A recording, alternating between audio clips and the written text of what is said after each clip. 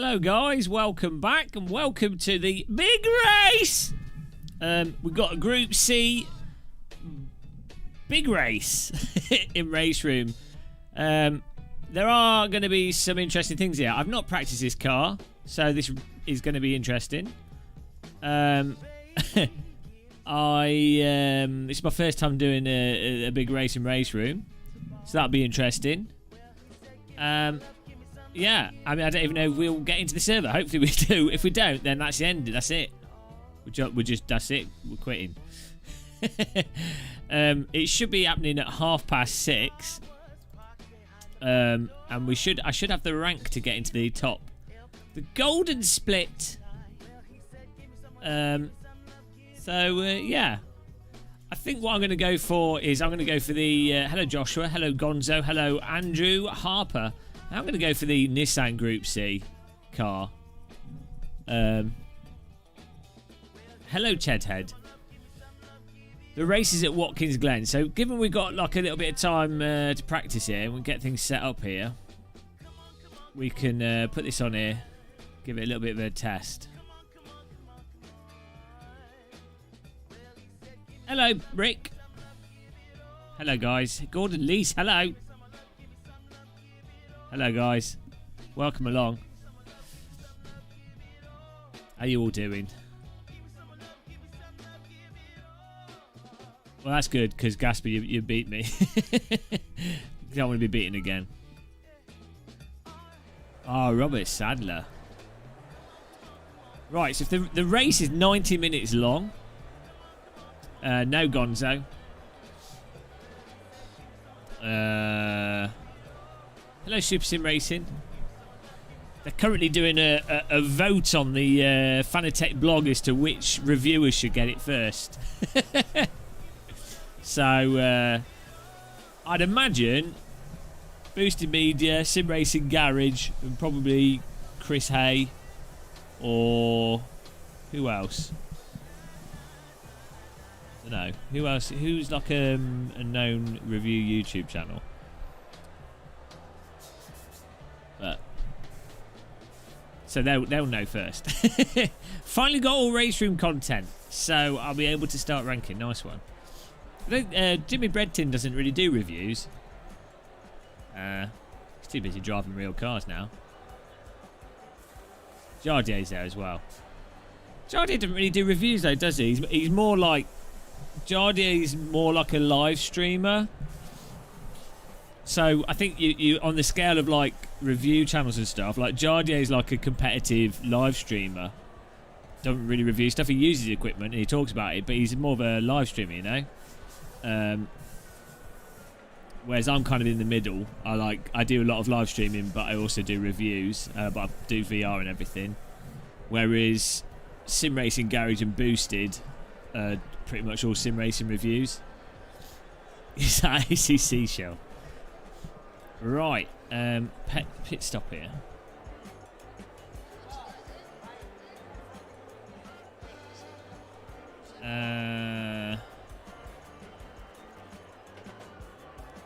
XR3 show turned ACC show. What are we doing here? How do you do pit options? Oh, car setup, that's it. And then, no. How do you preemptively do pit options? You can't join, no, because you haven't got enough ranking in this. How do you preemptively set up pit stuff?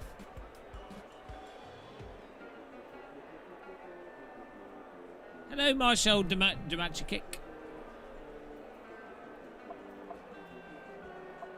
Yeah, this is race. We're doing RaceRoom's weekly ranked race, and you have to have a certain amount of rating to be able to join it by doing the ranked racing. To get in the top split. Oh, you can't in practice. How long will it take you? I don't know. Let's give this car a little test lap. See what we're doing here. I'll put in single. Okay. Single event. Thanks, Pamblick.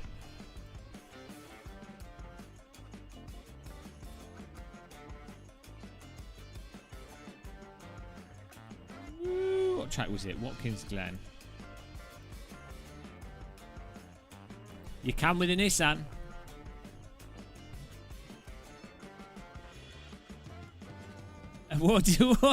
What's Dave Cam's allegation? Dave Cam been talking shit about me. I like Dave Cam. I'll be honest, guys. I like fellow bold men. I feel like I feel a kinship with bold people. We have to stick together as boldies. George, I don't know, George. I don't know yet.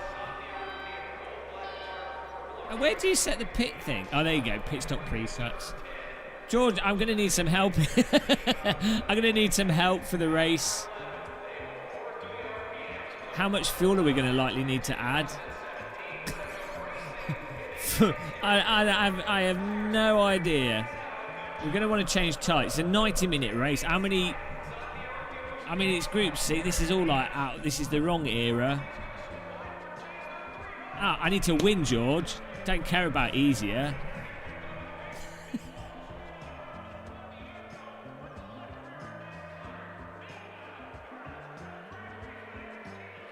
Why did you delete? Why did you delete Shumi's message? So he's fine what he's typing. Jamie, you penis. Jesus. 962 is a bit easier. Bold people are more aero.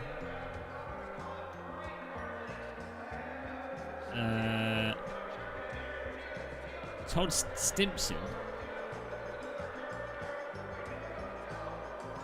He's alright. It's alright. He's being sarcastic, Jamie.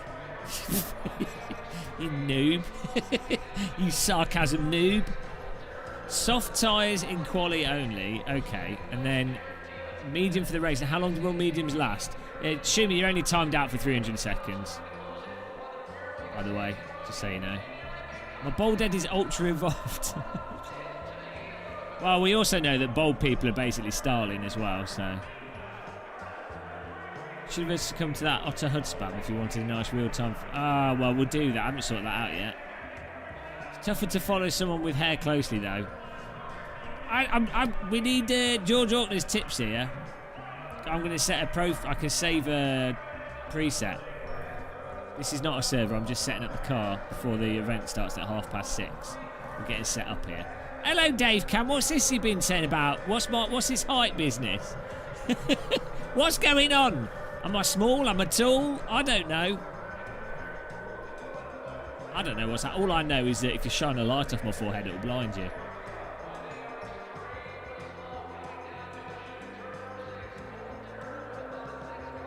Right, I'll tell you what I'm going to do. Medium. We'll want to replace the mediums. We'll probably want to fix aero damage because the car's going to be damaged in it. Okay. But in terms of tyres, need to watch and confirm height. Okay, Jesus. What's going on here? I do have people saying that they thought I was smaller. When they've seen me in real life, they're like, oh, I thought you were shorter. Alright. It's probably because my webcam's... it depends where you put your webcam. Okay. Okay, well, so what we're going to do is I'm just going to turn some practice laps here. 5:10. Jesus Christ. Are you serious? Dave Cam's is high. So there's...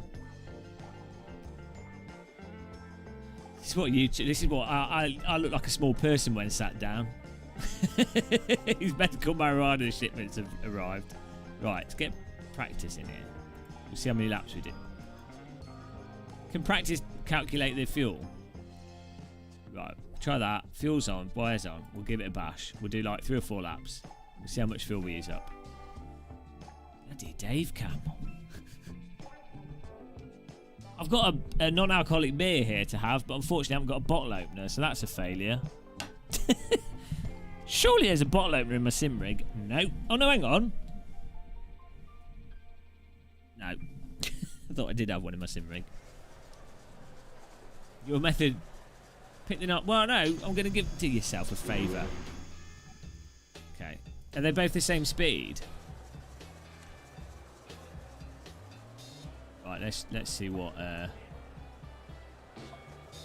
But I did the practice race with these cars. And the problem is that everyone just beat us straight away because they all knew the aero. So I'm guessing on this track it's really low aero. Hello, Billy. Well, we'll do like 2 laps in this, then we'll try the other car. Okay, this is definitely happy on the throttle.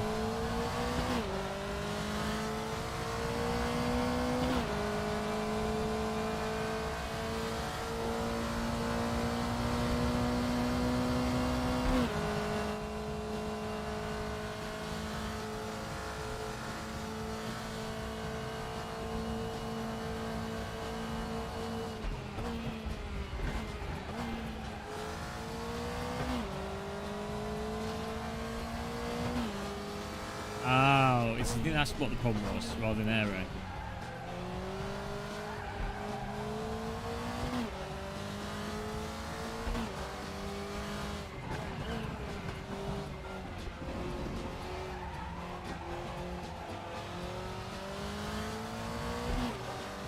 Hobbits of the gaming world.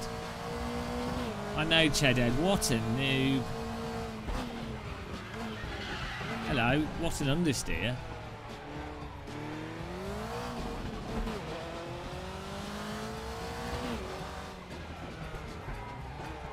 Why is it so understeery?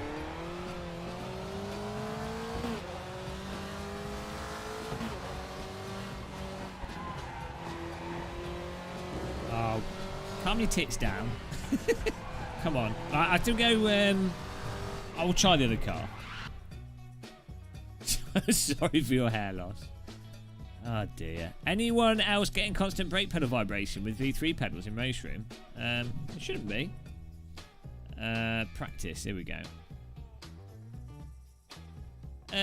Brakes 50 meters to... No. Right, this is a dumb thing that people always say. If someone says, like, you can feel if it's understeering, regardless of if you messed the brake point or not. Like, you get on the brake, if nothing happens and the car just understeers, that means it's understeery. You know, you can still make that statement, even if you've understeered.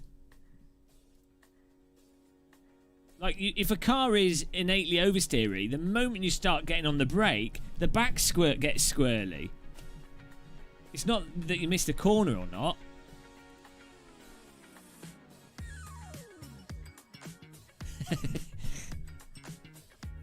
Full hair, empty head. Right, let's try this one.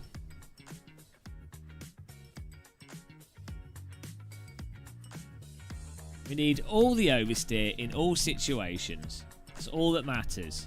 Absolute maximum oversteer. Rear end rotation. Madness. So engine map 5 is the fastest. That would explain why we didn't do too well in the previous online races. Bloody hell. Soft tyres.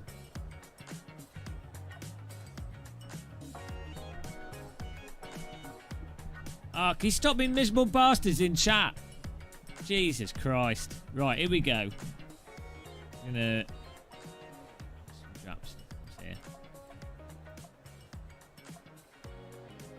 I don't know. Vibration motor kicks in all the time. You disabled all vibrations in Fanalab. Yeah, Fanalab settings might stop it, to be honest.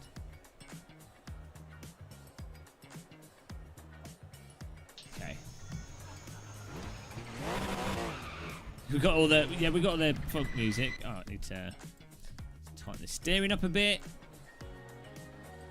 It already is. Okay, fine.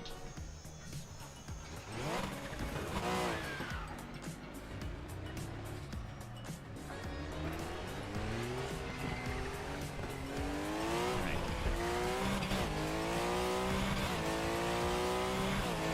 Hello, random.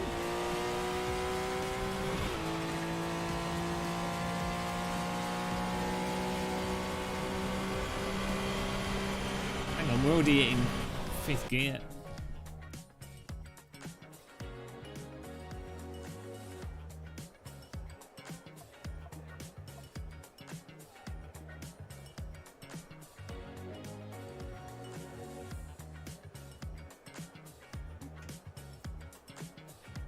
Oh, we're going to just want to go to the max. Oh, dear. Lucky we've got like 30 minutes to work this out. Oh, Jesus Christ. Our first gear is terrible. As you'd expect.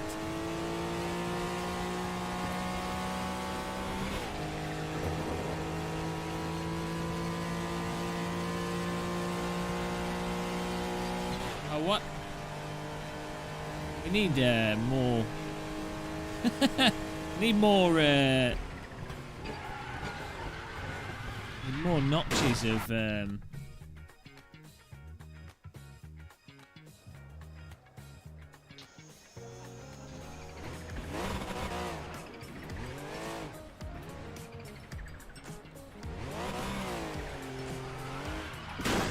Christ almighty.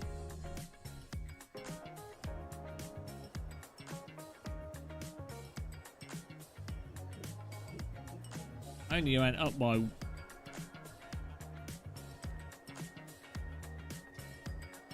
What on earth? Oh, okay, we need to just adjust these individually because the final gear is too much.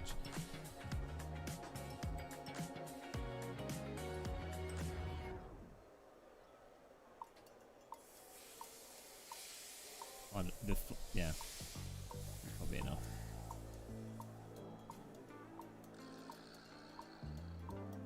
There's your rover stick. That's just spinning up the rears.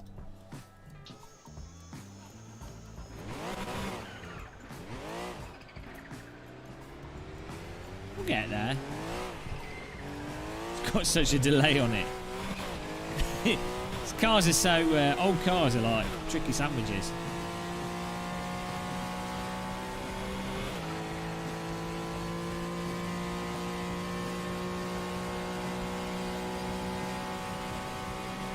Oh, still need more.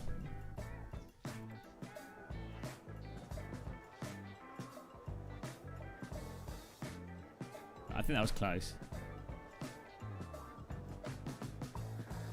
Okay.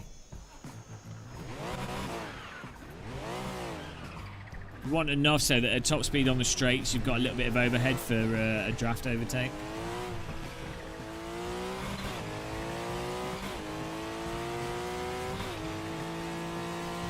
Brake wise to the back of it.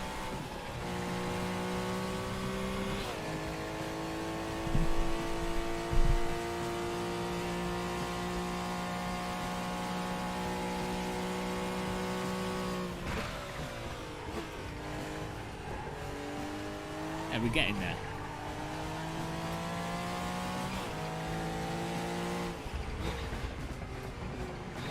Brake bias to the rear helps a bit. Jesus Christ, I'm 50-50 here.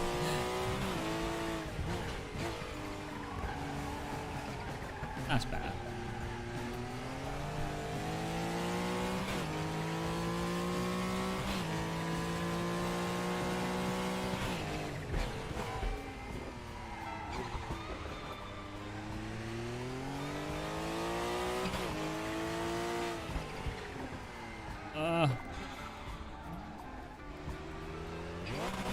I need more downforce on it.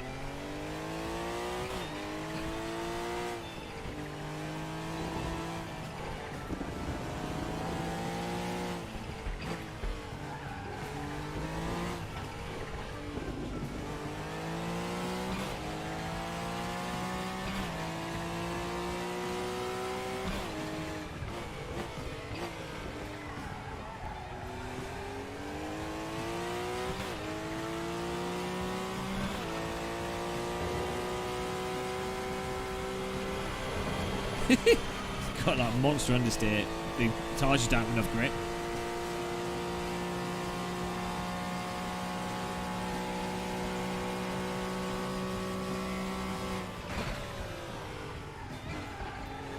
Yeah, I'm going to do like 3 laps and just see what fuel it uses up.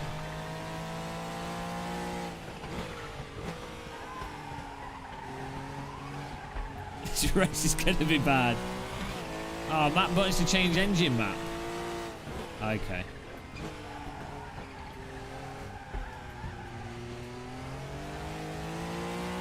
George has all the tips here. I need a... RaceRoom should have a feature where you can have your team on the wall doing all the car setup stuff and you just drive. Good game design, that. That would be not a pain in the arse to implement. Oh, Jesus.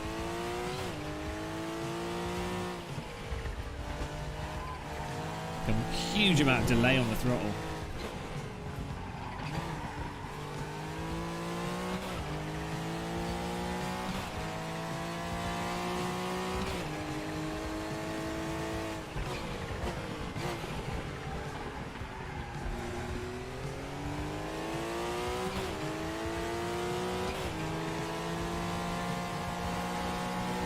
It's not that sort of understeer, it's the whole bloody car.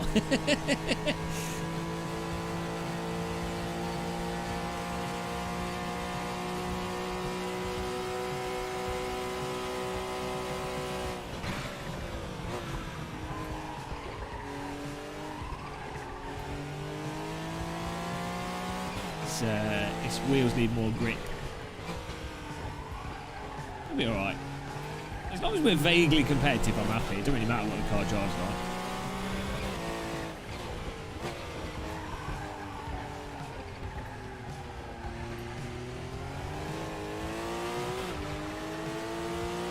Well, it has 10,000 times more oversteer than AMS2. So it must be broken. Hello, Nigel. Hello, thanks for subscribing, guys.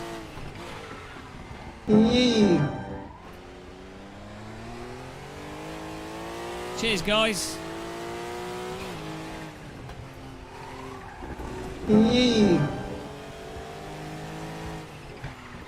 Just doing a few laps here so we can see what fuel we use up. So, I mean, I'm not expecting the best things from this race, but we'll... No, try and make the most out of it.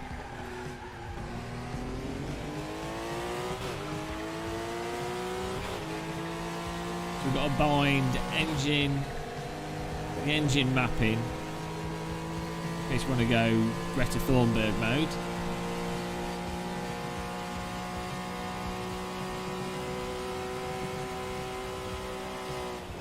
I'm not sure if I might want one more notch on the 5th gear.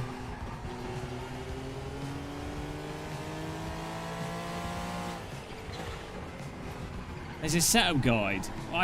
Is there not just a setup that's okay? I'm just jumping in here. You know, typically for this sort of thing you'd want to practice a bit, try some stuff out, but unfortunately I'm just jumping in because I'm incompetent. I'm one of those pay drivers groups. I'm just a rich pay driver. I don't know what's going on. I've turned up drunk using trust fund money. It's up to the team to make me look good.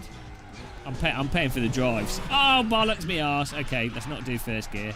You cannot catch that. I was barely touching the throttle there. If you want to win, you got to... No, you get someone else to put the work in. That's how you win. George, have you been paying attention in life? Do you think Boris Johnson put the work in? Do you think Kim Jong-un put the work in? Come on, man. Right, let's... Who reads? Come on, this is 2021. Jeez. The less you do, the better it gets. That's how it works these days.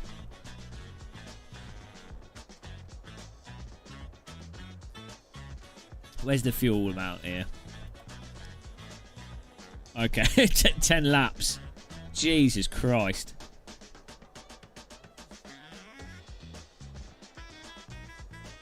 Jesus almighty, this is a fuel wagon. So we're going to get like 26 laps max. And what's the times? What times was I getting? I've lost them. Where's your lap times?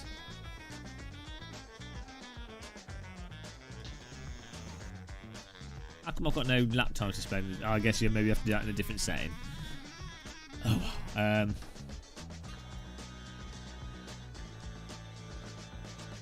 oh, here we go. No, lap time, 1:32. There we go. It's nice on the user interface. I'm just blind.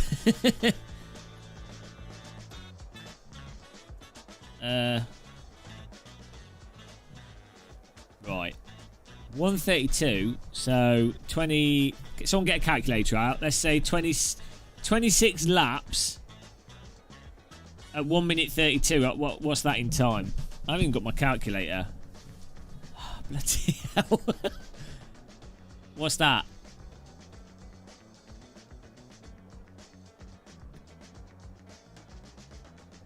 Someone calculate me.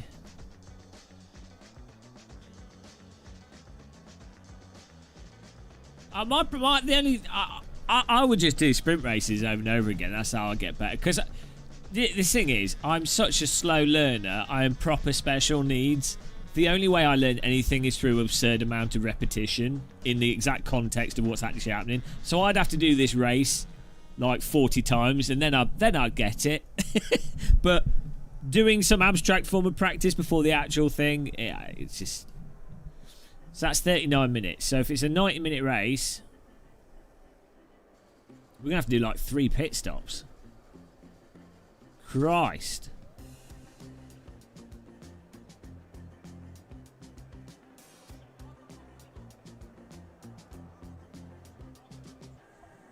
Well, okay, the gearing's alright-ish. I'm going to put 5th gear up one more, which will be annoying when we go into it, actually. Oh, because we don't want first gear any higher. Actually, maybe we do. Would second gear spinning us out? So actually, let's do that. That'll actually make it a bit safer as well. So that actually works out. Map 5 might not be best. Oh, right, because it's just too much power. Right. Well, you know, it's a 90-minute race. Whoever doesn't spin wins. 2 stop, 1 full fuel stop and a splash. I don't know how to do that. How do we save this setup? Oh, setup is unsaved. Oh.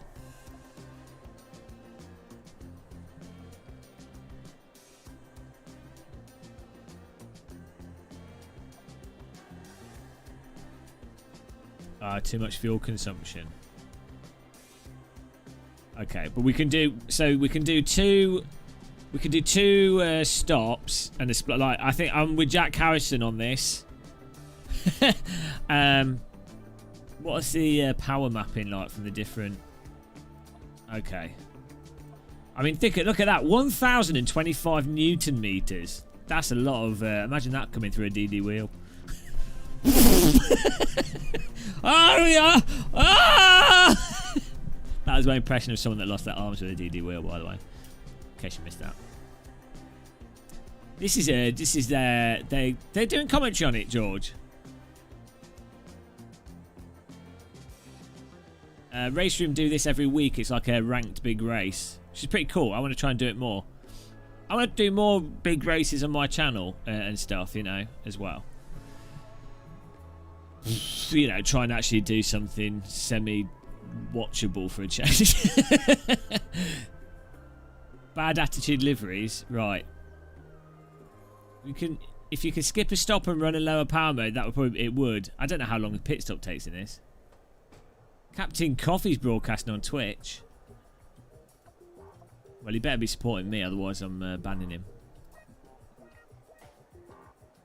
First idiot to put a turbo on a DD wheel. Didn't have any. Oh, it does have rear wing.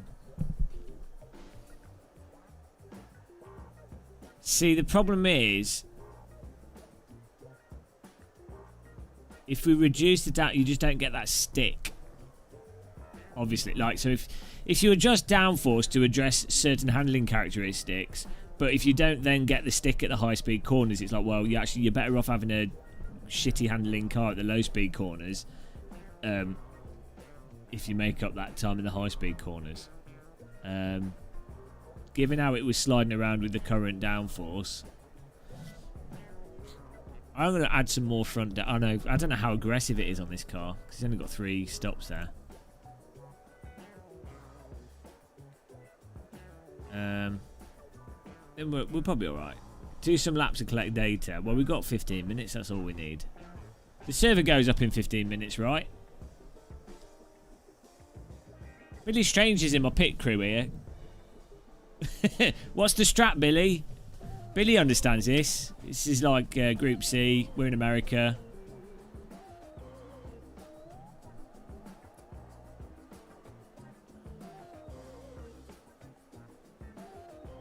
Right. It's not sliding around at the back. It's it's just not got enough.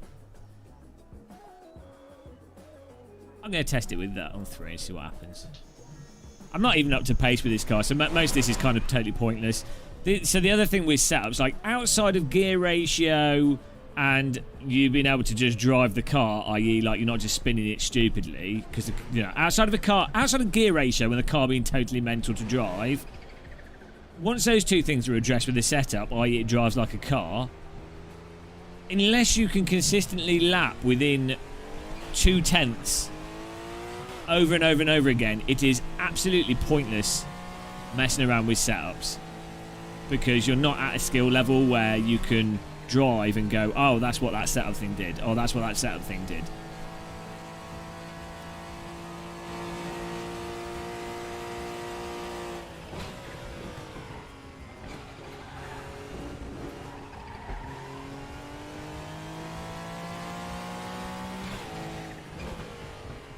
Handles a lot better though with the front.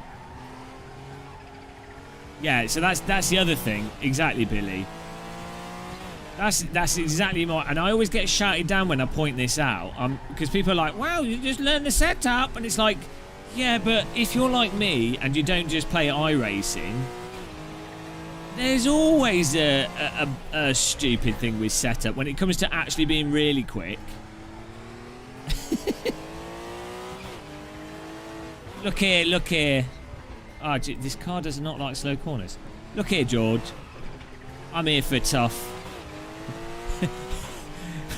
Reading a chat room whilst driving a car. Let's add to it. If we don't come last, that's alright. It's fine.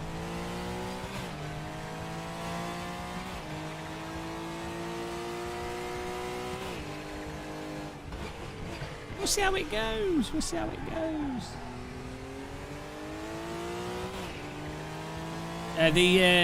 The defaults are normally pretty good in RaceRoom, yeah. For most of it. For this car, it didn't really have a default. Is it an H pattern car? Didn't realise.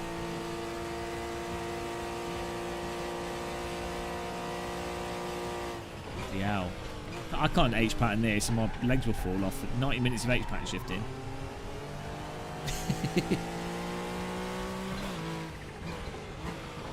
It's alright, I've upgraded. I'm a gentleman driver that's upgraded the car with a Formula rim and a sequential gearbox. It's fine. In this era, it's all about... Well, motorsport's always been about who's got the most money. It's alright, don't tell the scrutineers. We'll just swap the wheels over once we go halfway around the track. There's lots of sequential cars in the 90s, though. DLC. Well, that's what VRC's about, isn't it, Jeff? That's a whole industry now. The developers can't do it as DLC because the player base would have a mental breakdown, but you can have other people sell them as an entire business and then do driver schools around it. It's genius.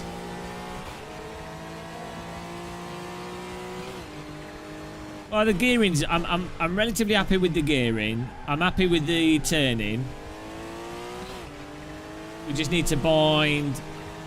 I'm happy with handling it. I can drive this without killing myself.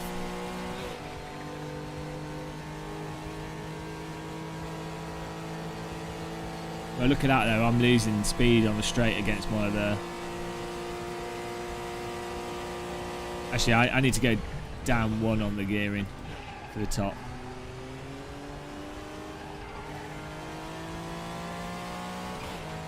I know I put a lot more fuel in, so it's alright actually. Probably.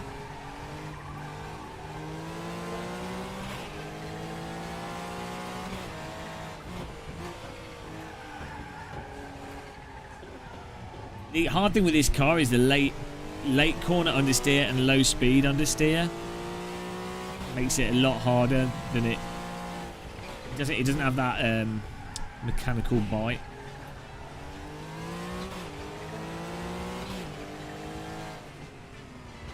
Yeah, it's probably a good idea, George. It's the low speed corners I'm worried about. Mind you, then the downforce shouldn't really matter. He's struggling for grip round that corner. They sort of semi.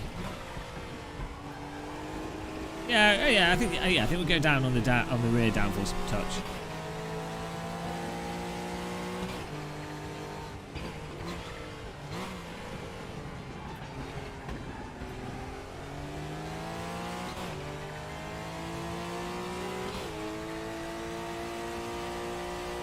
It's this here as well. Ugh.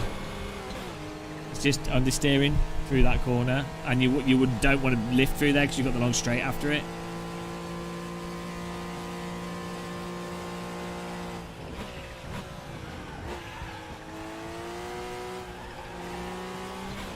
It's quite nice how the throttle, the oversteer on the throttle at moderate speed is quite nice in this.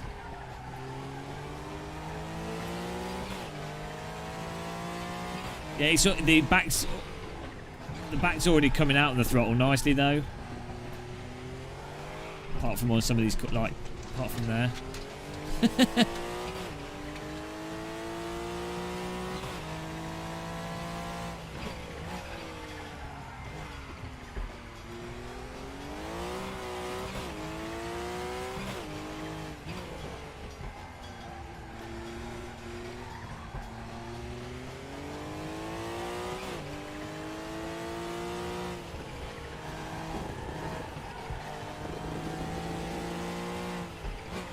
I think we need some new tyres on this car.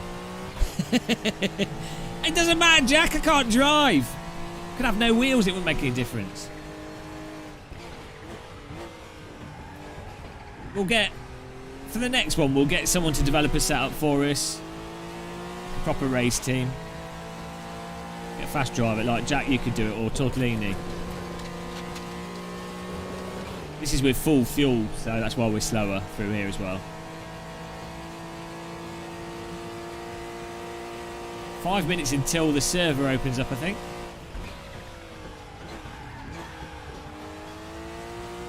Hello, Matthew. Vegan doner kebabs, nice. Nice one, man.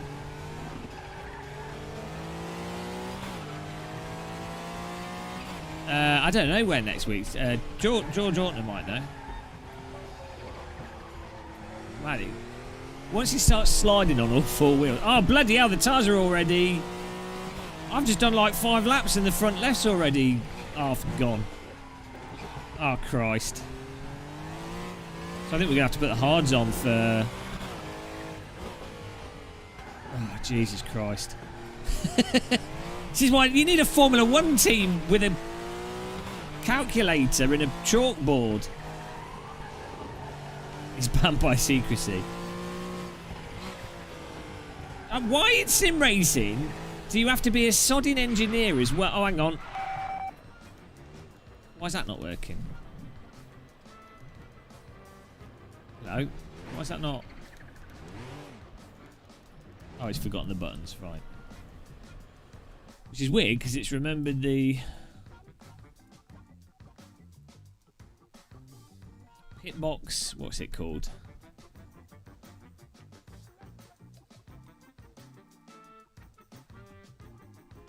Oh, it's me being thick.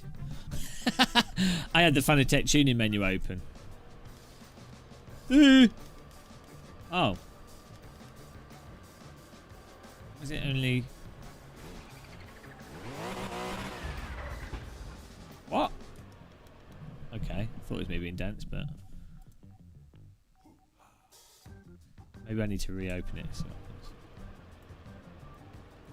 Oh.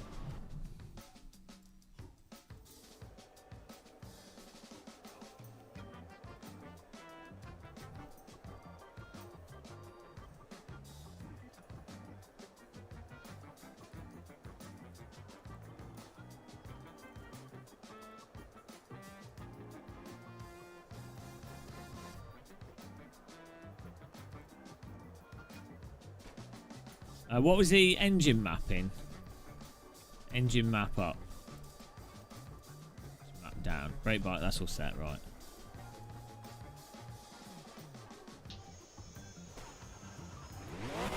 You could do the normal... Okay. Okay. There we go. Oh, we've only got medium... Why have we only got medium tyres as an option?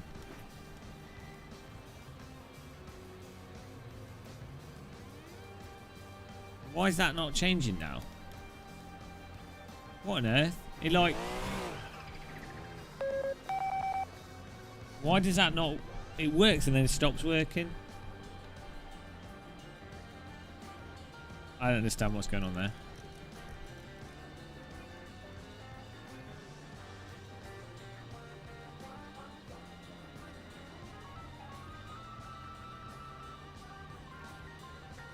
Ah, okay. Thank you for that.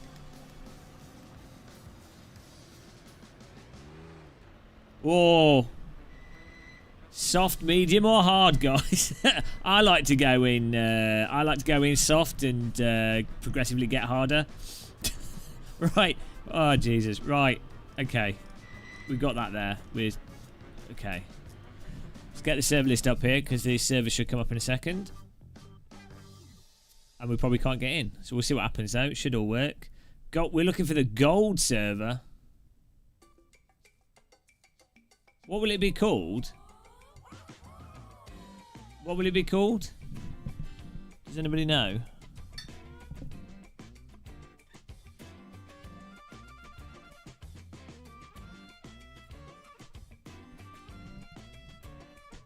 George will know. I even know how to say his name properly. Mr. Ortner will know.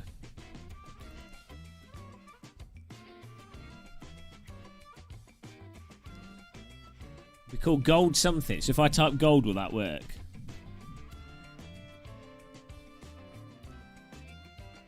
Maybe not. Maybe it will do when it appears. Oh, you are saying to type gold. If I do that, will that do it?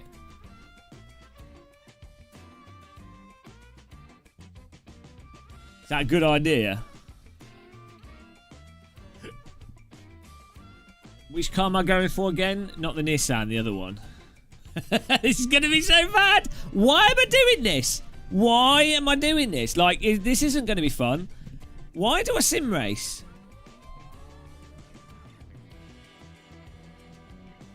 Why do we do this? Like, what on earth? Should be playing Flight Simulator.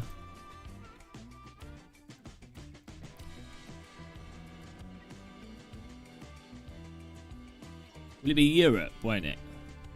EU Gold. There we go.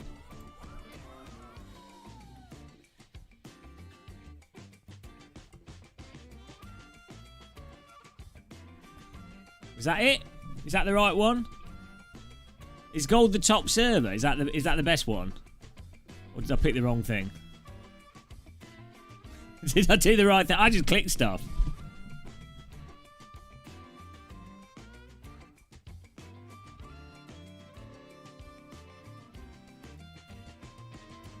Okay.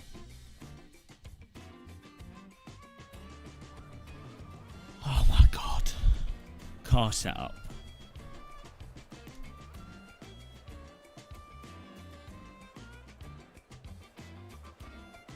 They did a good job with this user interface. It's nice. How am I actually feel terrible today, if I'm honest. I have an absolutely awful headache. I'm feeling really depressed. But, no, I'm alright. As you ask. Nah, it's alright. So I had 2 ibuprofen, so the headache's fading away. My mood is lifting. Spoiled YouTubers. Exactly. I mean, I do hate YouTubers. They're all idiots. Okay. Wing angle. We were all good on that. That's all fine. The problem was fuel.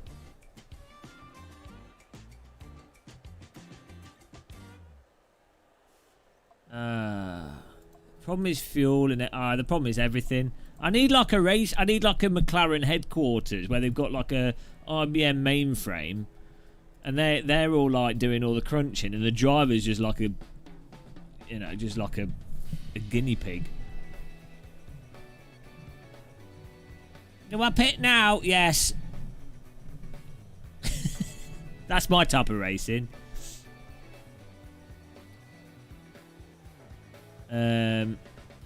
Power diff, we need to lower that so we're not spinning the rears up so much, but then we'll lose a nice oversteer.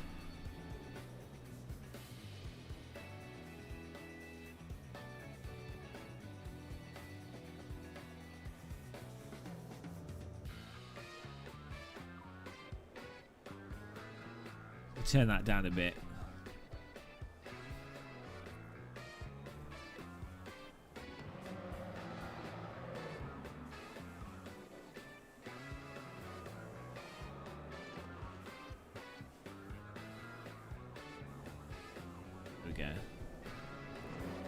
Yeah, I don't have crew chief, do I? Come on! I don't do the obvious thing. Right, max out the fuel. Do we want hards?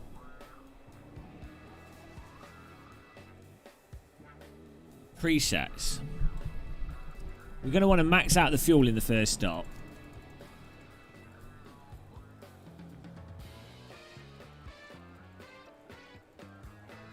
How much? You could put 100 litres in this. Create a new.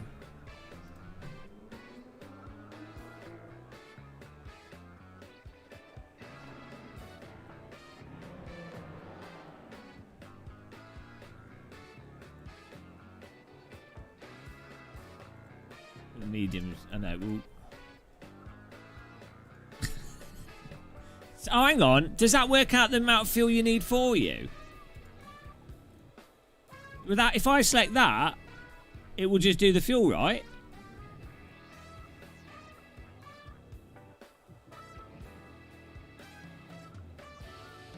Oh man, I tell you know what I'm doing. Well, we could just do that. We could just do this. I'm going to trust the game. That way, it's not my fault. It's RaceRoom's fault. Mate, I don't know if the medium tires, how long they last relative to the hards. Christ almighty. What's my lap time? It don't even matter. Don't even worry about that part.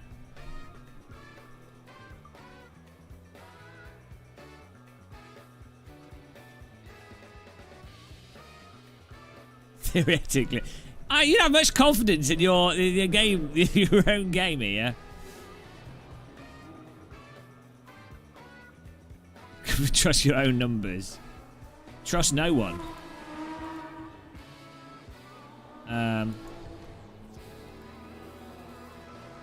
Well, we'll do mediums. I'm going to do a pit stop practice here.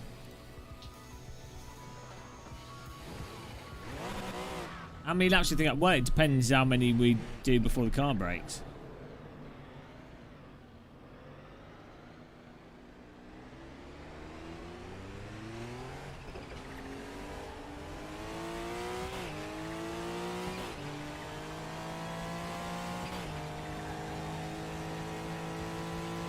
How long do the tyres take to warm up in RaceRoom? Christ almighty, the door will explore through that. Oh, thank you, Phantom Racer. I was saying earlier, I'm pretty sure the people that will get the early review unit is probably going to be Boosted Media, Sim Racing Garage, and Chris Hay. I'm not in a rush to review it either way. I think it'll be...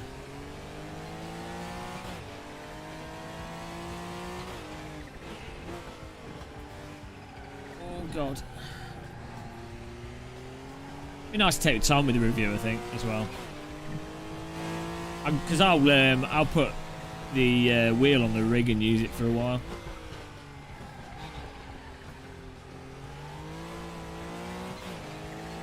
Don't forget my Cinemotion sim.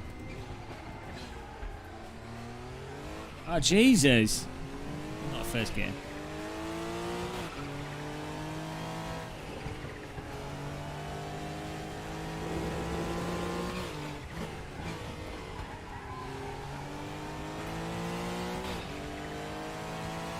She's not deep, yeah.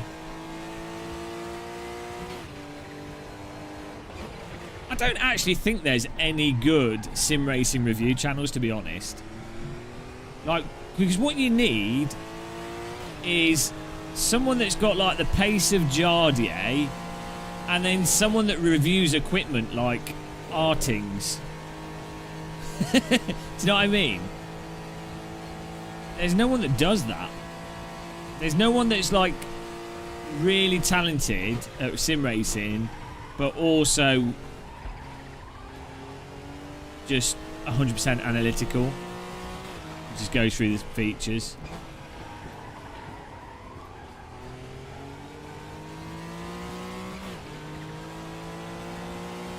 Oh, come on.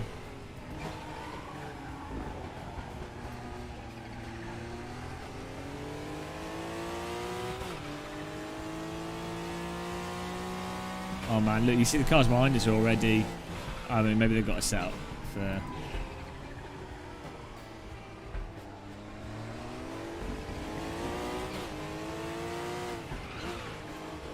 but I don't know if... I don't think Barry's that good at driving. Like, I'm pretty sure Jardier would absolutely destroy Barry. Like, you know, you need like an alien. Like, if you're trying to be objective in terms of... So you'd need someone that's going to use the equipment for, like... Put it this way. If I was going to use a review to base my decision on buying something... Well, you need to have someone that's used it for, like... 6+ months and absolutely hammered it. Otherwise, all they're going to be able to do is go, well, it's made out of these materials. You know, it's made out of these materials, and kind of it's all right or it's not, which is fine. But I'm just saying, like, if you're an actual review rather than, because I think all the sim racing channels are more basically like it's review-tainment, if that makes sense. Like Linus Tech Tips type scenario. It's still useful from a consumer's perspective, but it's all more just an advert, isn't it?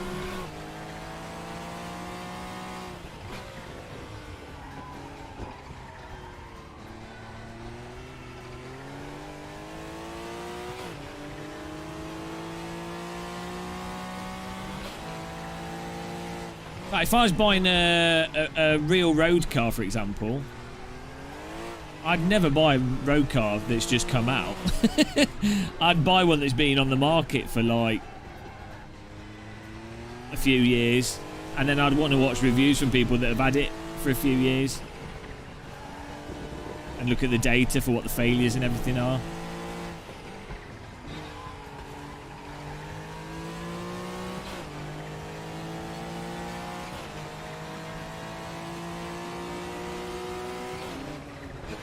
Oh man, we're totally going to come last, aren't we?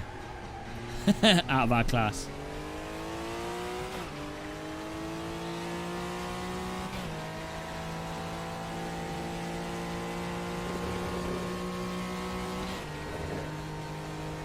Don't know if I need to go in a lower gear here. Like lower... I think that's too high, that fifth. Especially when we've got the fuel in the car.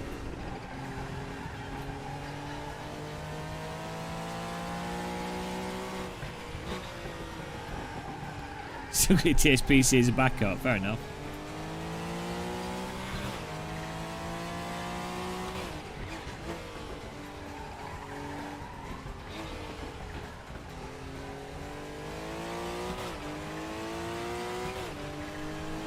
Yeah, so with that DD wheel review thing, I think the best channels to get it would be Barry, because he takes it apart and weighs everything. So he's probably the only channel that will disassemble it. And then after that, it's all entertainment reviews, isn't it? Really.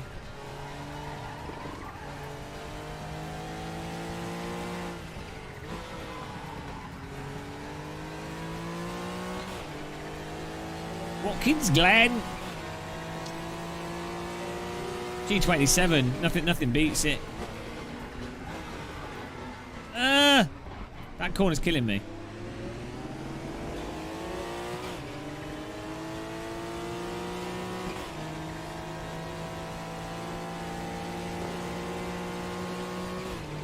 Paul Keeble, I think Will from Boosted, myself and a bunch of other people have all used every DD on the market here and there. To be honest, there's not that much difference between the wheels anyway, so...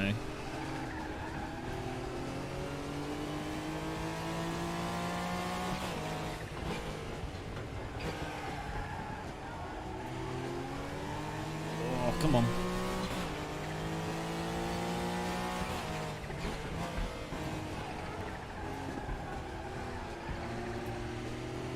Well, I've got the full fuel here, Zaris. I assume that the other cars have low fuel because they're practicing for the quali. I'm practicing for car setup. It's just going to be a total disaster. Yeah, Gamers Nexus would be good. Like, you need someone that's got a bunch of equipment. Like, that's why I say there's no sim racing channel that's like Artings, where they have a bunch of objective metrics, because that's something that's lacking in sim racing if you wanted to do that. But I mean, it's all like consumer, it's just toys, isn't it, at the end of the day? So where's fuel consumption? Fuel use per lap, 3 litres. Right, I'm gonna do quali setup here. I'm gonna move this 5th gear down one actually.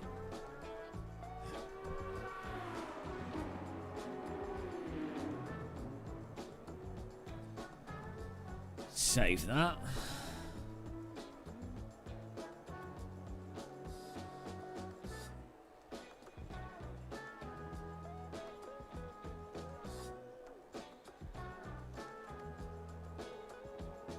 Hang on, was I on engine map 4 there?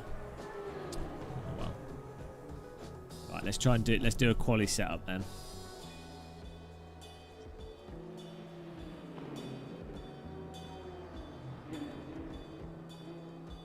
You take the fuel out. It's not going to matter, is it? Do you know what you're doing? No, I have no bloody clue, but that's all right.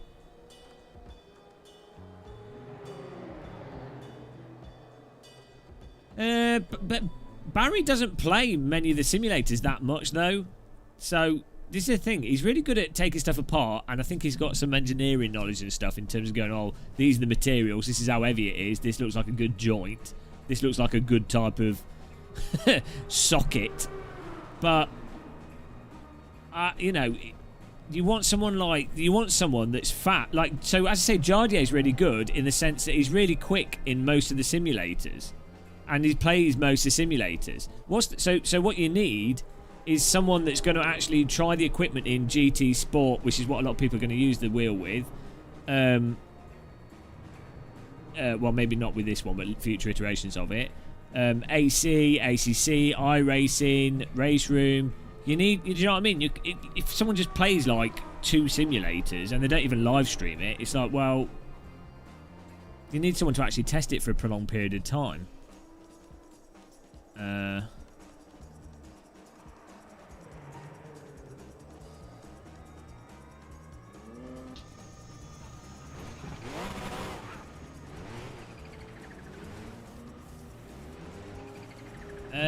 Different from AccuForce to... Well, the AccuForce wheel has a kind of like sandy texture to it. Notchy texture. But then the AccuForce, part of it depends on how you set it up. And part of the AccuForce wheel depends on what game you're playing. Like if you're playing ACC with the AccuForce wheel, you can use the foundation force feedback to add stuff in there that's just not in ACC's force feedback. So even if the hardware is not as good, you'd be like, well, actually, there's some value in the software. So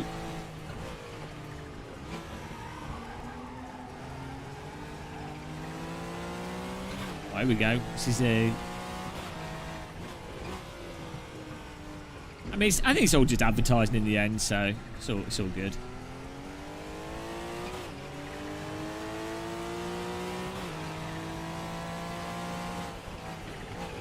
Yeah, that's what I think, Billy.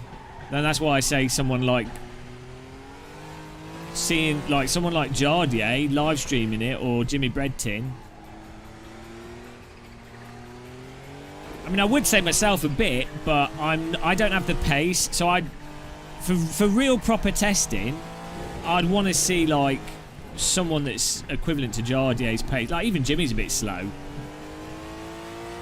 if you're trying to, like, you know, if someone is looking for a wheel, I mean, personally I don't care which wheel because I'm happy with any DD and I'm not a competitive esports player. But if you're someone that's like, I'm in an R-ing over which wheel to get, and if this lower end wheel is good enough for what you want to do, then the opinion of an actual fast sim racer is probably going to weigh pretty highly, I'd have thought.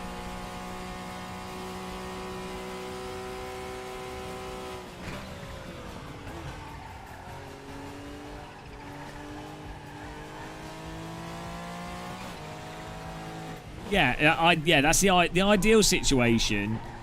Yeah, because the reality is, when it comes to alien sim racing, they could just have like no force feedback. You know, when it comes, like, even you don't even have to be an alien. If you're someone that puts in a shitload of time into a hot lap competition and getting the top like 150 of a scoreboard, well, you're not using the force feedback to drive the car. It's more like, well, does the input device allow for input, and does it give you a little bit back for you to respond to the little bits and bobs? And it's like, well, a G25 does that.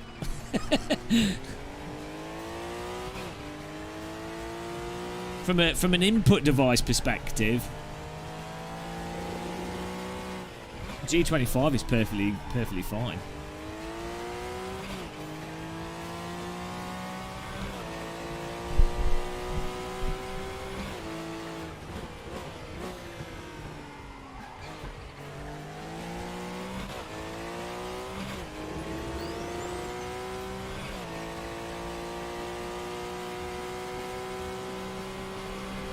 It's so much better with less fuel in this car. It drives like 1,000 times better with lower fuel, as you'd expect, and soft tyres.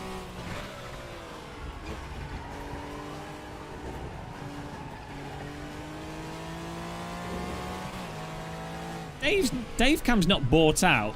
No one is bought out by Fanatec. Well, as far as I'm aware, maybe someone is, but I don't think anyone's bought out by Fanatec.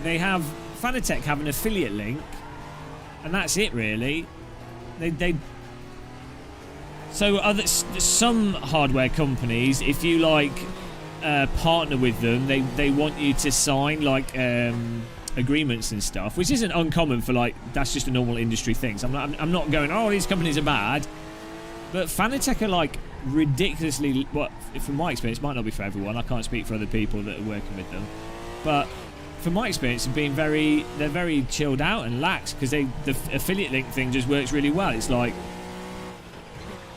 you know, if people like your thing and they buy through your thing, that's it. Yeah, but Sim Racing Girls stopped doing any Fanatec like reviews. I started working with them.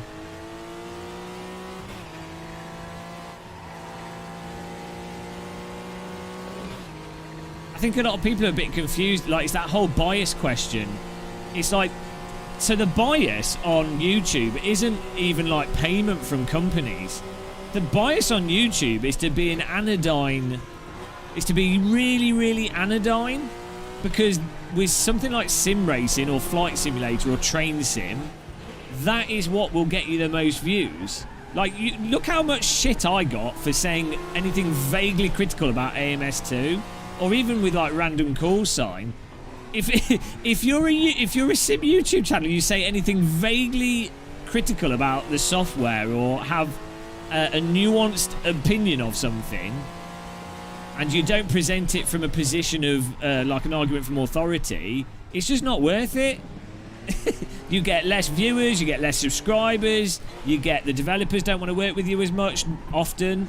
It's not always the case, but so it's not to do with like payment, it's to do with like viewership, and the bias is biased to be overtly positive. not to be so the bias on the internet in general is to be either overtly massively controversial and massively negative and a complete tit, like an arsehole. Oh, I don't know if that's a filtered word. But like you misconstrue everything, put some facts in there, but then misconstrue it in a way that suggests some kind of conspiracy or something. That will get you lots of views, that will start arguments, and some people will be like, oh, you're a hero, and you'll piss off people, but that will cause arguments. That gets lots of views. Or you are super anodyne, always positive, basically a corporatist cheerleader, not being critical, or wherever you would be critical, you just don't say anything.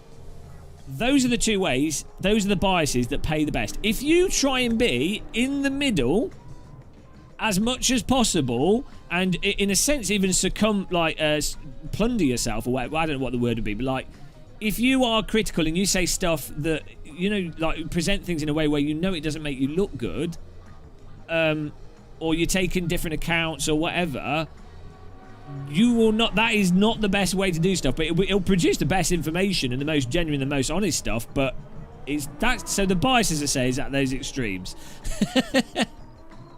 Random call sign's calling me out. I was calling you, I was saying random that I don't like you. So yeah, it's weird that people latch the thing where people go, oh, they've been bought by that company. It's like, oh my god, that is such a simplification of I wasn't calling random call sign out. I was using random call sign as an example of someone that's had to put up with crap for not being anodyne. And Billy Strange has as well. There's quite a few YouTubers that have, because they're not being anodyne, they've had to put up with bollocks on both sides, or have not got as much traction as they otherwise would have. Oh dear. Anyway.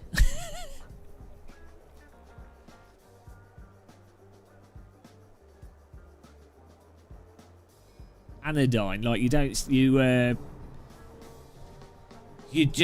moderate in everything. You present everything in a very agreeable. No, I'm not saying you do this. I'm saying that's what the definition of anodyne is. You just do everything in a very agreeable way.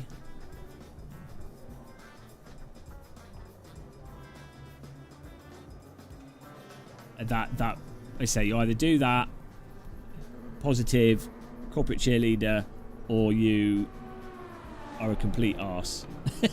The two extremes that work well on the internet. If you're in the middle, you're not extreme enough. I think we're good. So for quali, I think we'll do the soft, and we'll do that. And then for the race, we'll go back to what we had set up. This could be okay. Get a bottle opener here.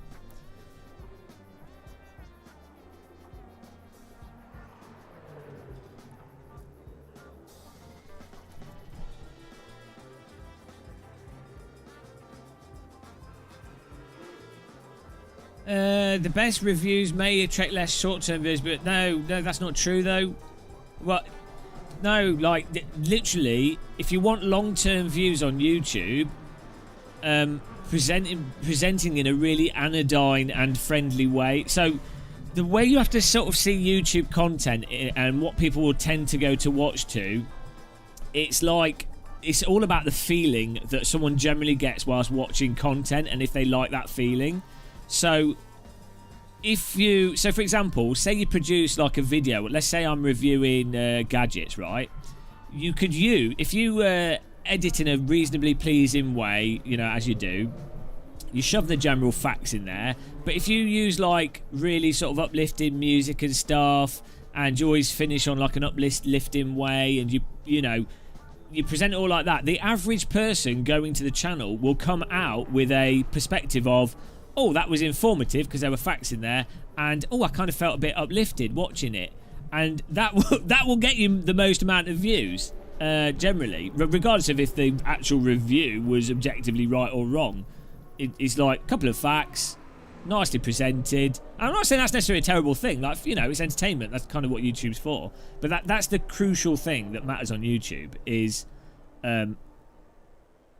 basically the feeling that people come away with afterwards. It's like a film or something. That's why most films have like stupid endings. Or the most financially successful films are very formulaic with a certain form. You know, they're not typically the films that are a little bit more open-ended or maybe piss you off at the end a little bit.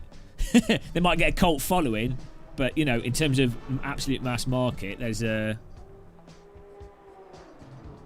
specific formulas that definitely work.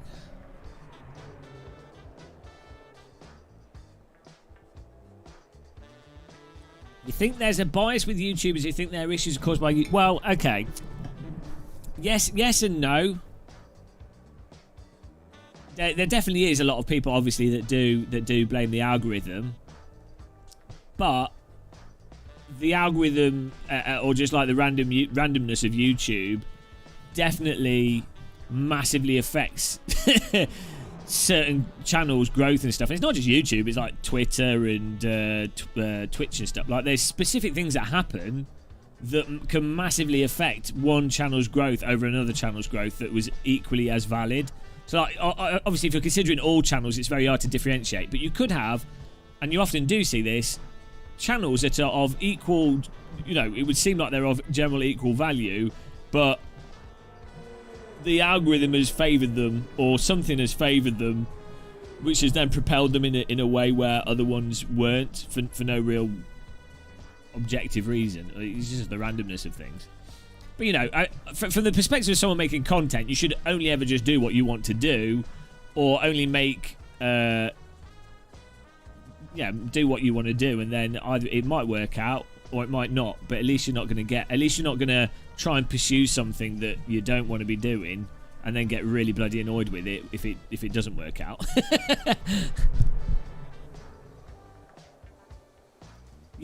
So a massive thing that's happened with YouTube in the last 2 years is, if you have a very specific niche, you have a very specific format of production that's like good quality, like, it still takes work and you have to be talented, but there's like a specific format, and if you can do that every like 2 days, that will propel you much more than if you're someone that does like a variety of things, or you're a bit hodgepodge, you know. But YouTube really wants. So if I was going to do YouTube optimally, from my perspective, it would make way more sense for me to have a sim racing review channel, a sim racing live stream channel, or simulator live stream channel, like a thingy channel, and a totally separate comedy channel that was totally separate.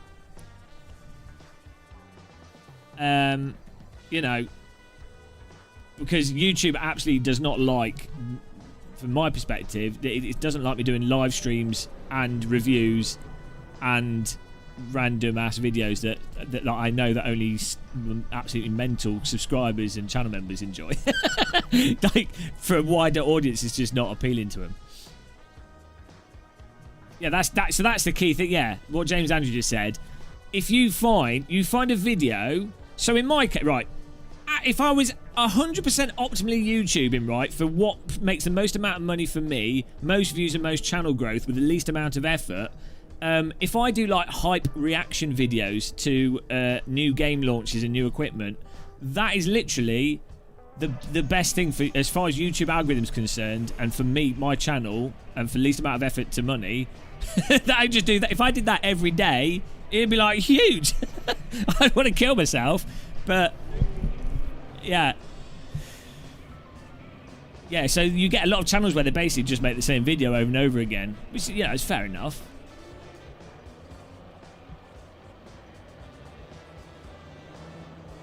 We're doing all right. We're just chatting now. Okay, qualifying here. But, you know, I mean, personally, I feel really lucky in that I just do what I feel like doing, and I'm often really lazy, and I just like making jokes about things. So from my personal perspective, I'm making enough money to live on. Things are growing, and I'm doing what I want to do whenever I feel like it. So it's like, well, I'm happy. I'm like on cloud 9. But yeah.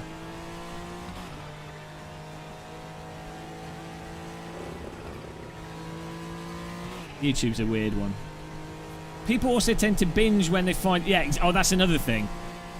Yeah, when the channel's formatted like that one type of video thing, and they automatically, YouTube will like display it all, people will binge through it all. YouTube just doesn't really... So even though I can... For me, say my content's all over the bloody shop, even if I create playlists and things, it doesn't really work with the format that YouTube has. I mean, I chatted to Boosted Media Will. We chat a fair bit about YouTube stuff, and he's had times where he's been getting multiple thousands of views on a video every day, and then he does one live stream and it kills that video. It's just like, well, how demotivating is that? Because live streaming, you're directly talking to the audience and doing something entertaining with them. You know, like the people that actually enjoy your content, you're doing, like, that's really the unique thing of live streaming and YouTube, is it's a direct interaction. That's what you can't get from a TV review thing or magazine, right?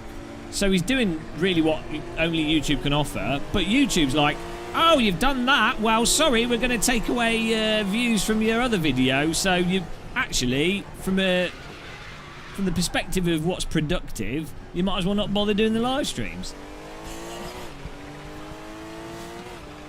So that, I think, anyway, this is reason why a lot of YouTubers complain about the algorithm, because it just makes people go mental if they're genuinely trying to game the algorithm or look at it as a thing to help them decide what they're doing. It just drives you mental. Paul Keeble, yeah, that's fine. The problem is that it stops views from... It removes views from a previous video that's doing well, potentially, and then those views never come back up. You like cold toilet seats? Fair enough. I like wooden warm toilet seats, but I haven't got one.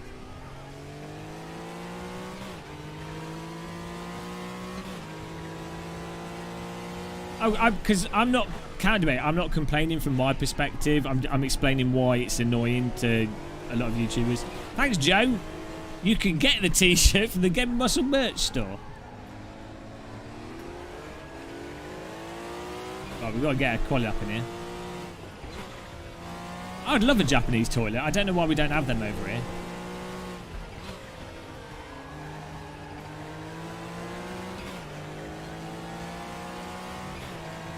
Yeah, I think you're right, Paul. I think that's part of it.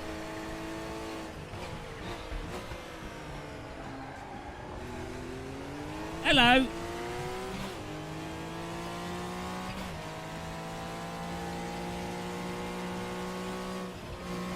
So this is turning into Operation Don't Come Last.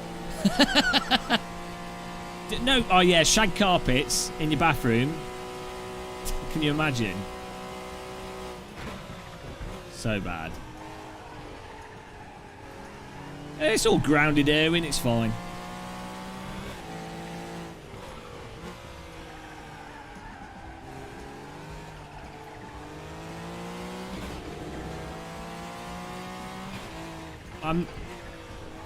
It's annoying that this doesn't use some kind of semi-default setup, because I'm sure I'd be like still a bit off the pace, but normally 3 seconds is a bit extreme.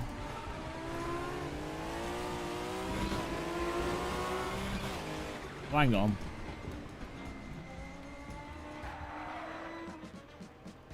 Why is the engine mapping button not working?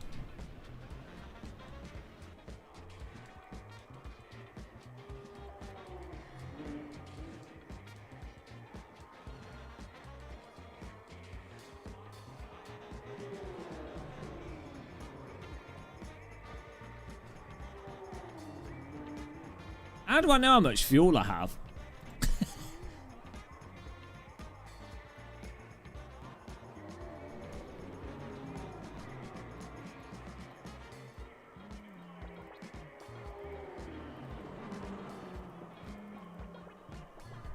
Where's the fuel? Oh, no, I've got it. I can use my little display. It's all right.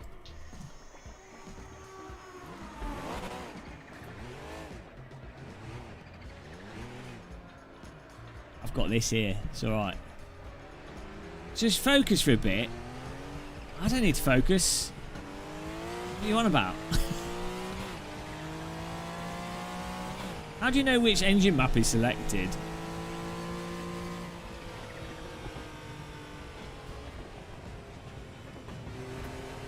There's nothing on the screen to...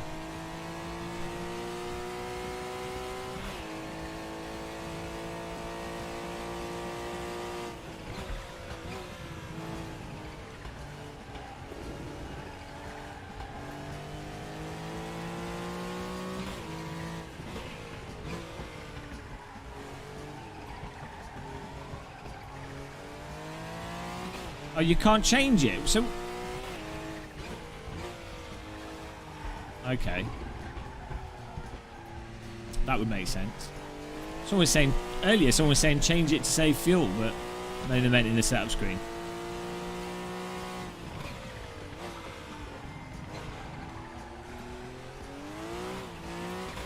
How tall? What is it? Are you another Dave Cam viewer? Is this? How tall are you? The thing constantly. Oh, that's unacceptable, Jorg. Bloody hell.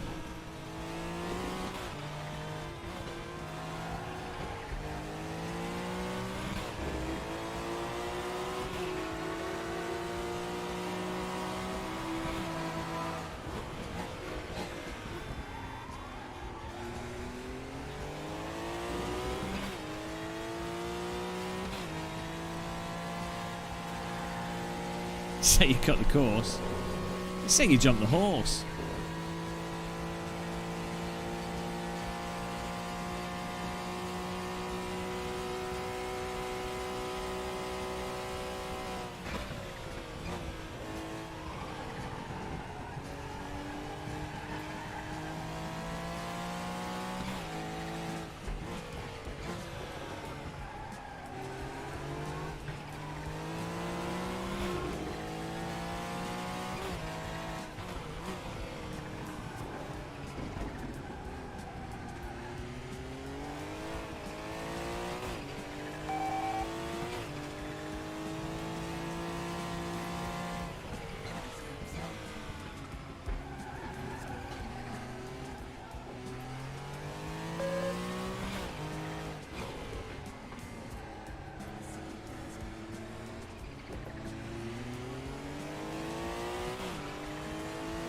What is going on in chat? Group C and reading a chat room. Not a good combo.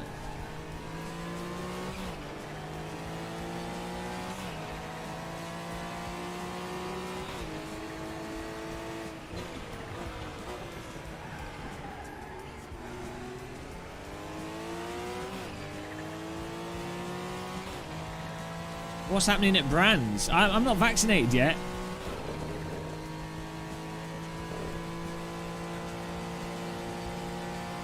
Are we allowed to go outside?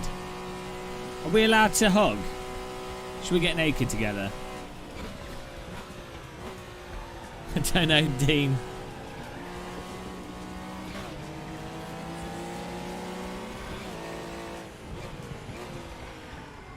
This is me just testing the weekly race here. Gonna get a good result. Oh, British GT? Oh, maybe. Yeah, I mean, it'd be nice to actually see. I've only seen like 5 people over the last decade. No, over the last like year. Yeah, that could be a good idea. Oh Jesus, it's locking up.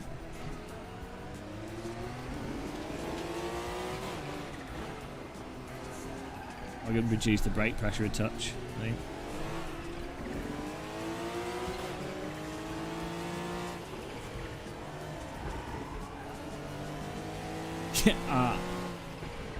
I'm just off to Dover and jumping off a bridge if I get it again. Right, here we go.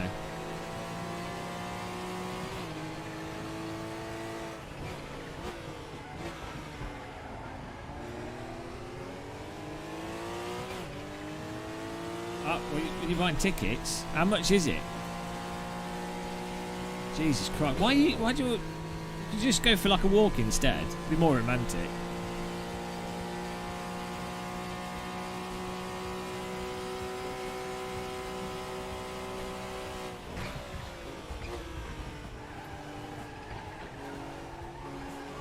I have to check dates as well.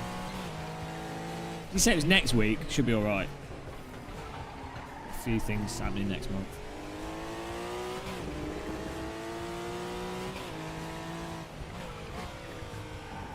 Oh!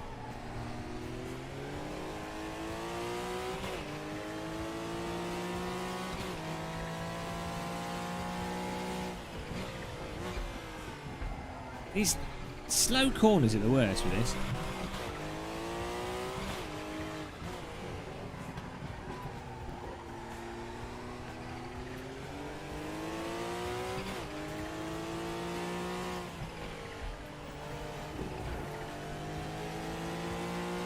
Oh yeah, they do feel like that.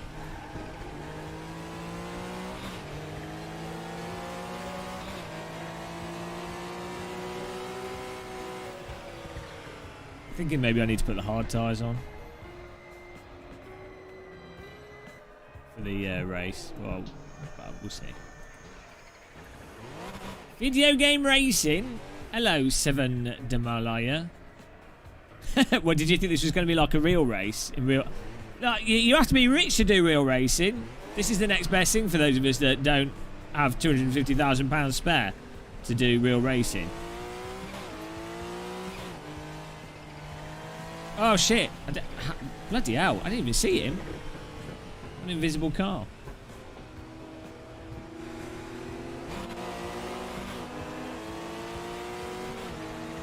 Invisible blue car. Hello, Thomas Schmidt.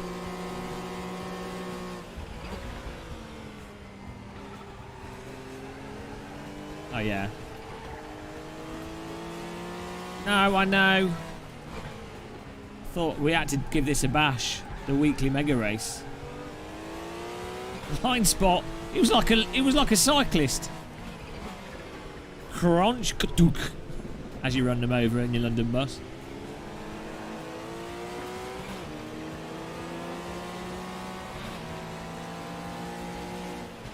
I am lost. Do, do, do, do, do.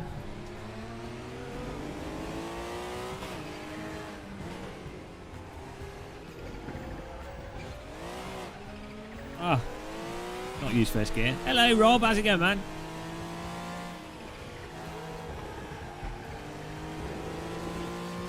Well, you could have joined it. Oh no, you lost ranking. You have to have a. This is a RaceRoom's hosted thing. We'll do our own mega races. Don't worry. The race is getting serious on this channel because that's what people want to see. They don't want nice sprint races with.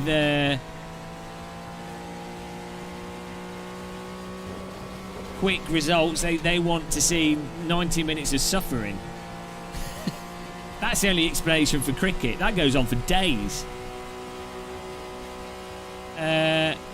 Well, Tom the fake dentist works for Sector 3. Tom the real dentist, I can't remember what he's doing. Oh no, you've lost all your street rep. You might have to change your colours from green to red.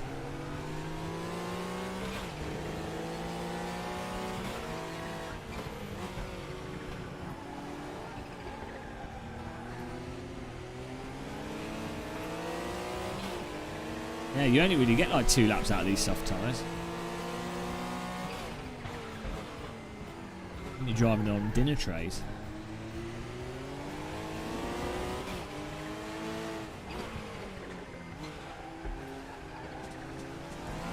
Oh, bloody hell. So eager to do that. Thank God that RaceRoom's got control over the limit.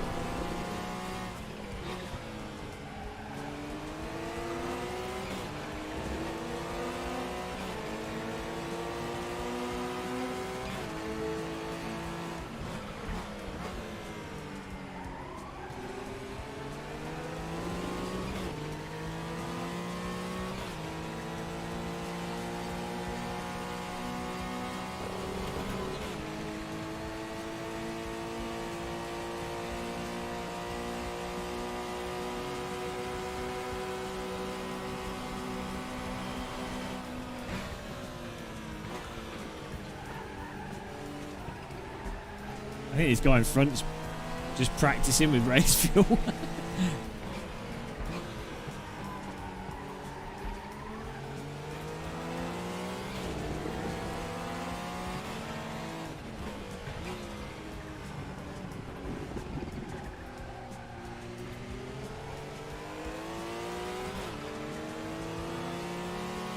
Oh no.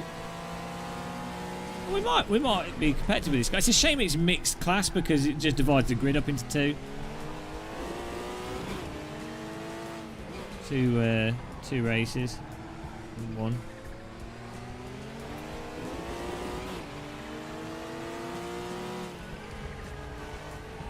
Wow, we might not come last, guys. We might come 7th. The dream is still possible.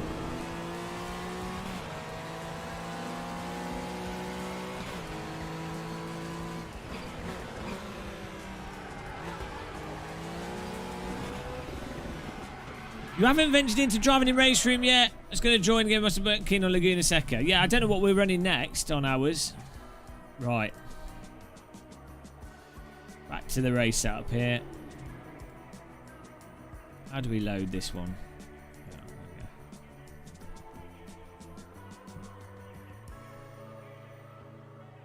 I'm going to run on engine map 5 because I'm a lunatic. Oh, yeah, we'll go for it. We'll go for it. The pit strategy is to just pit and see what happens. We're going to use medium tyres. Brake pressure I'm going to turn down a bit so we don't lock up as easily. Just need to not be a noob. Right, I think we're good. Pit strategy. Got the low fuel, that just adds fuel. We need to...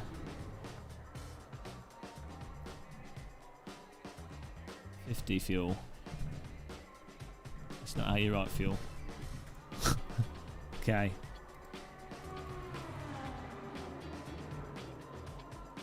Might as well always replace tyres.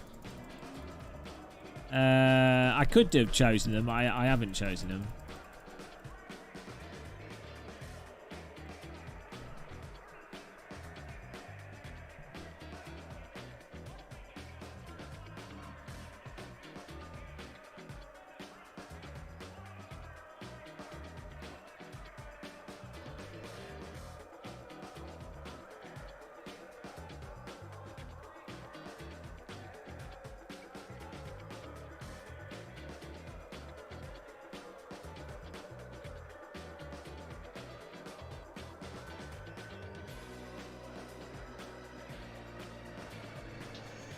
Oh, I need to go. I need to loo quickly. Pit stop! Oh, will we make the race start? There's enough time.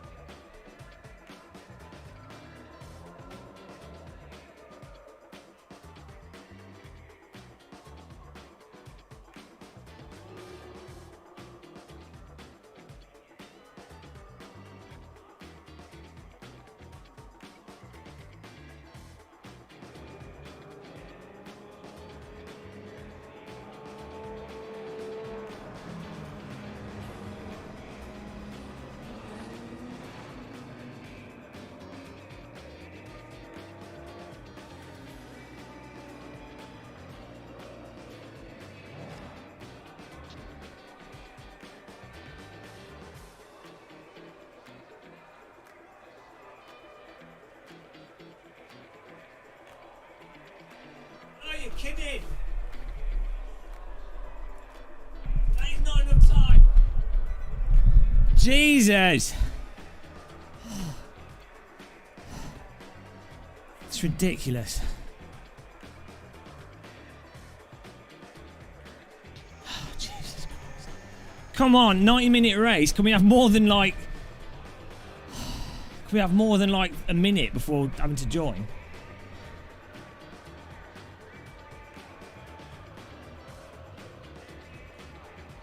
Bloody hell. Why's that not coming on the screen? Good luck. There we go. Well, we'll see what happens. Here we go.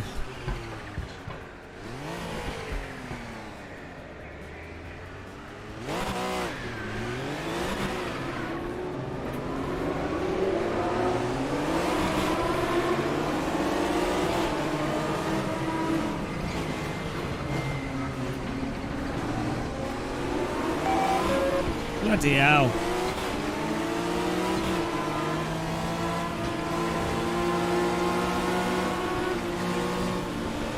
Ah!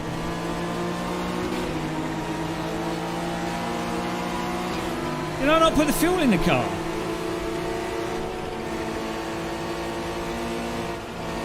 I know, we just dropped behind the wrong classes. There we go. Woo!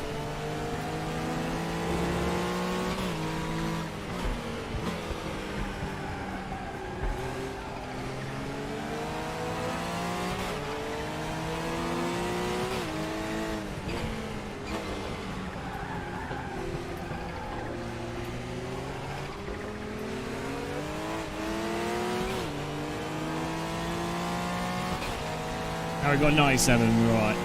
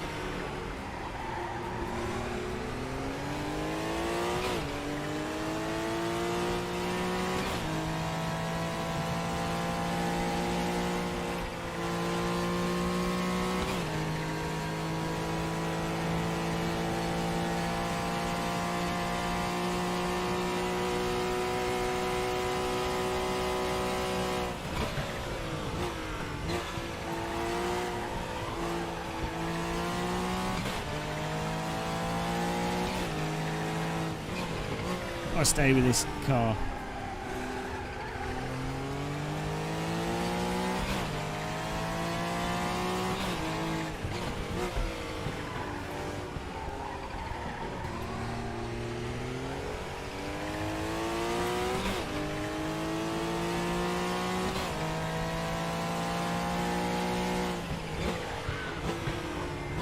Ah, come on.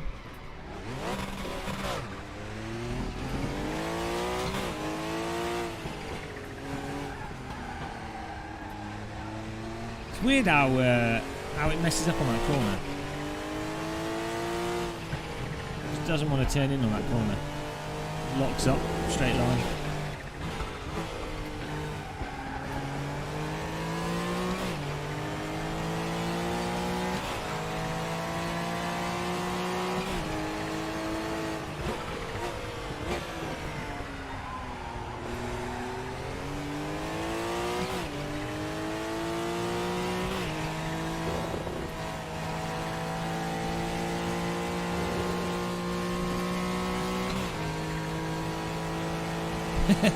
I need someone to sit on the bonnet.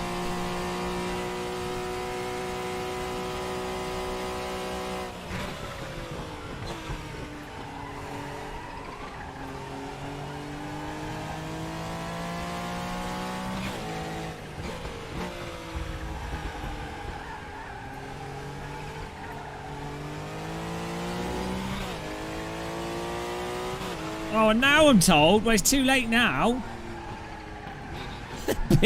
Great. So we've got a car that's going to explode at any point in time.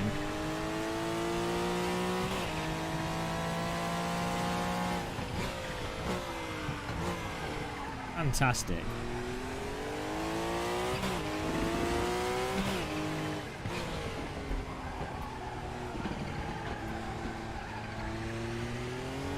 This has turned into a recreation of the film Speed.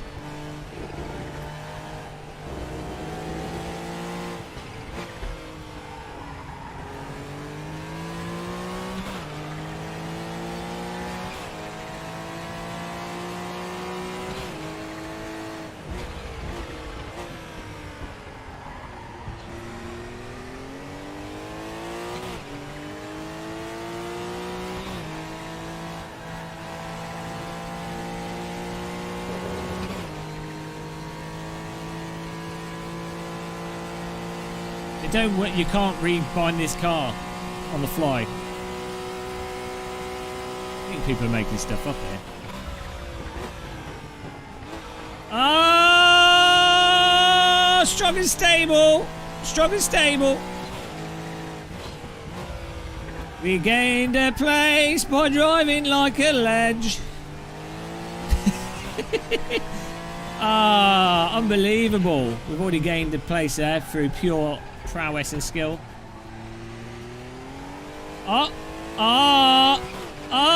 It's 2 places. What a talent. He's too good in a Group C car. Until he runs out of fuel because he's driven too far.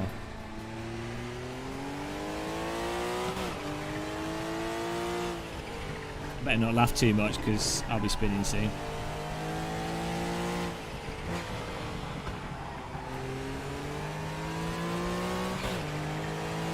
I didn't have enough time to get a bottle opener for my drink.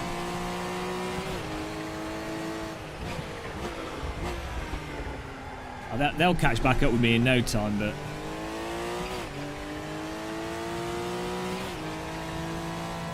that's okay.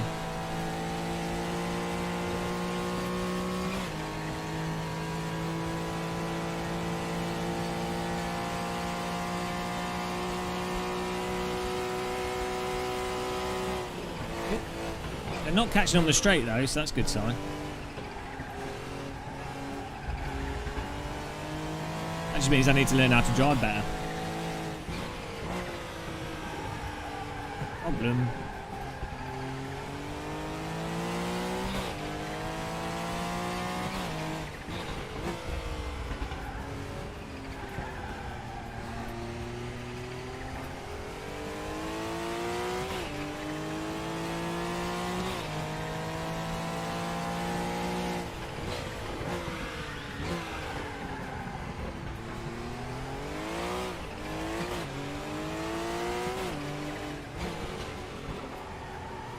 Oh, what a sledge.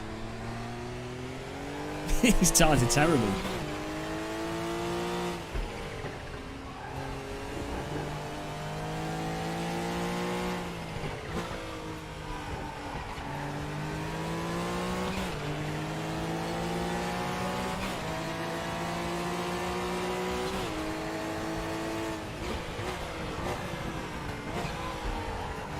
Oh, my car's just ploughing. I can't do anything here.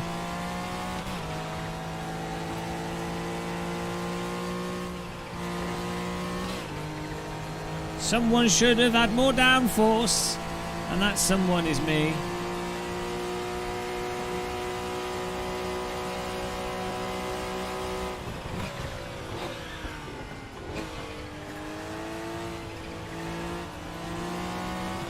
I was overtaken by this guy.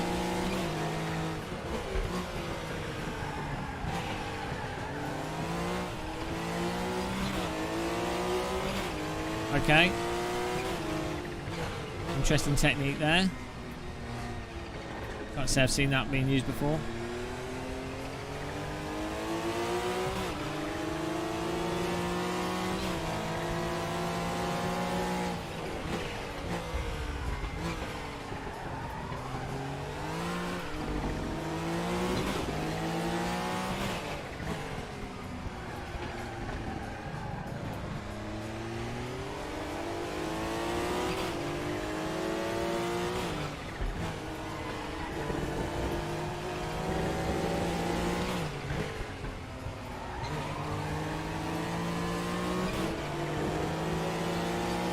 All running hacks.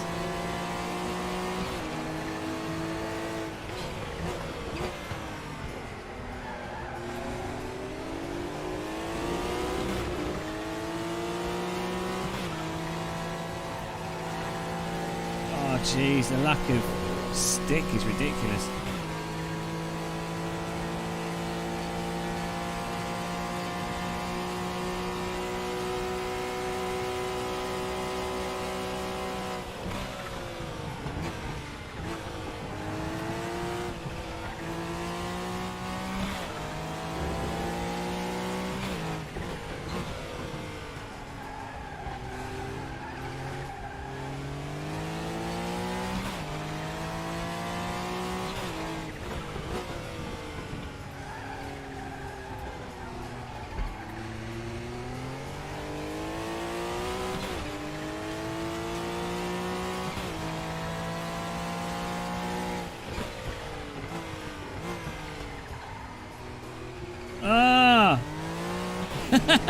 I can't. There's nothing I can do with the car. This setup's just a bag of shit. It's just like understeers. There's no more speed to get out of the corners. I mean, I'm sure I could drive better, but it's so slopped.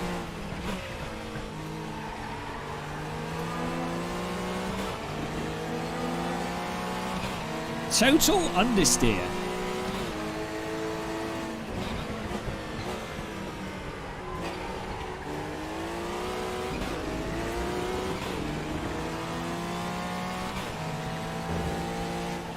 Oh my god. I've got dinner trays.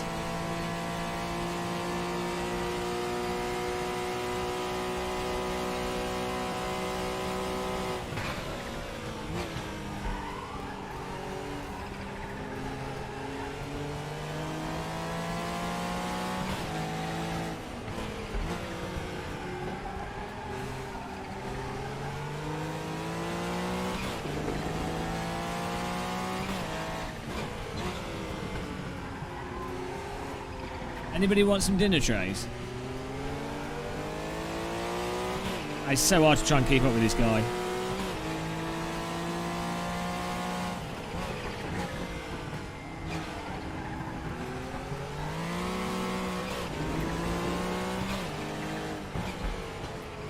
It's an American IPA.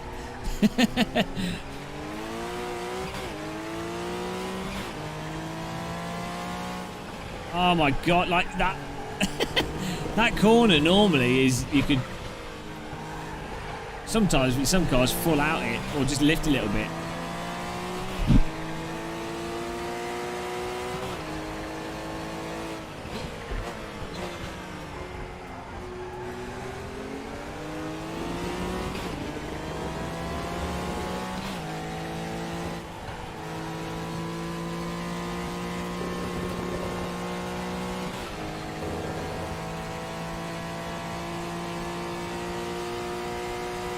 Right, we need cars in front to have mental breakdowns.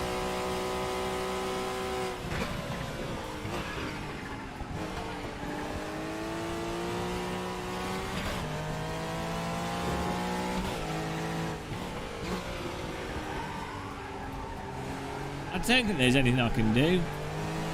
Oh, we've got traffic. Spices things up a bit.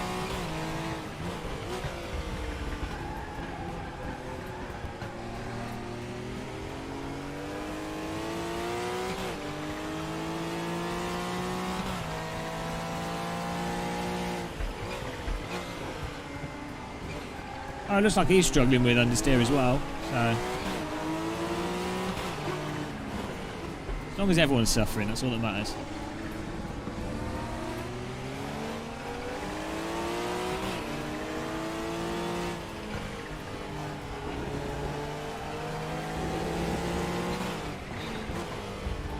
Rob Mitchell with the positivity.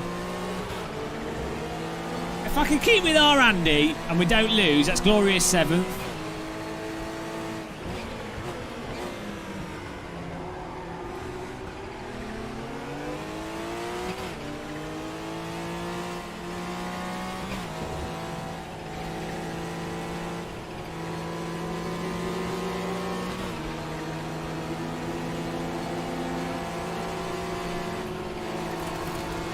Jesus Christ.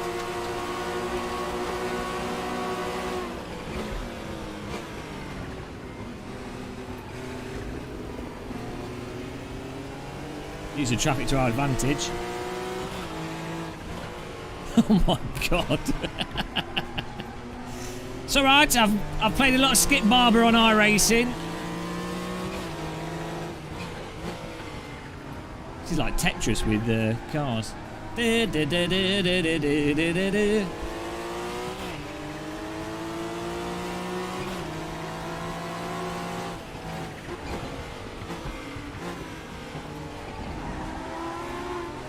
Primed.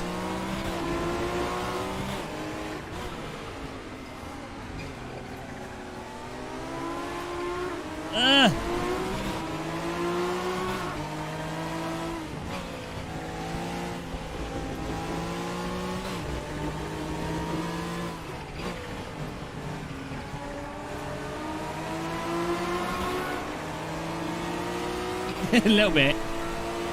Oh, we're almost burnt up half our fuel tank.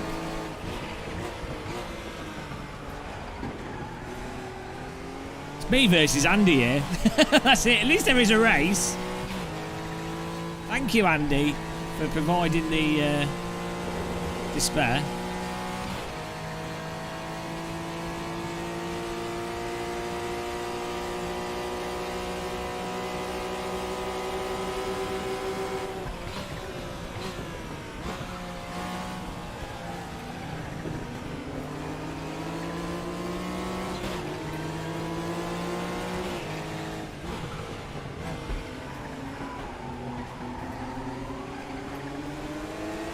Nice cars to look at.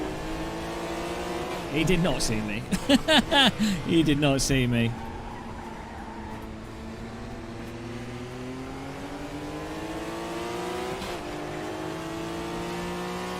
Spicy sandwiches. Ah, there's the lockup again on that corner.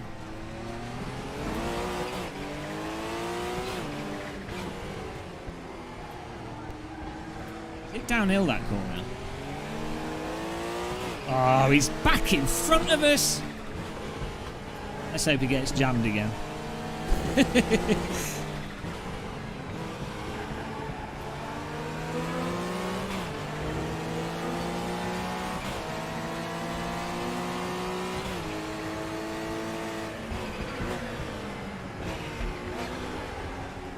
Oh, jeez. The understeer. Oh, the front tyres are falling off. Should I have put hard tyres on here?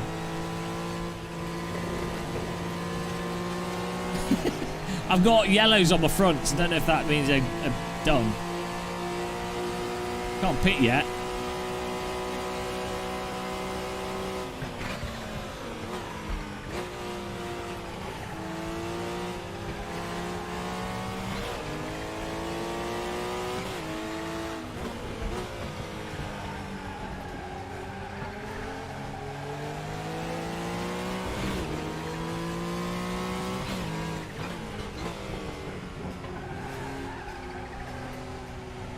Can you have spotters in RaceRoom?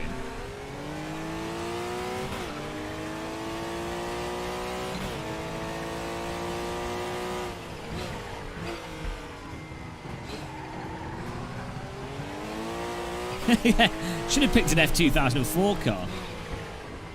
Good around this track.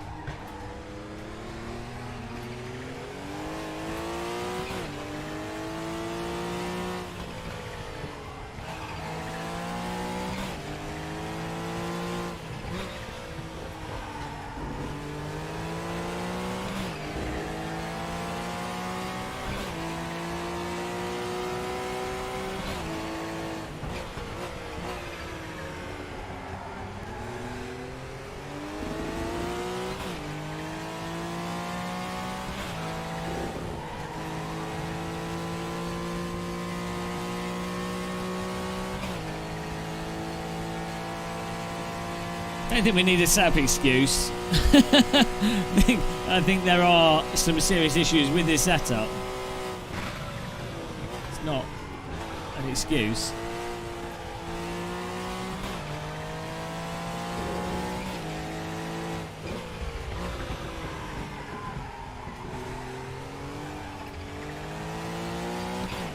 We're all right though.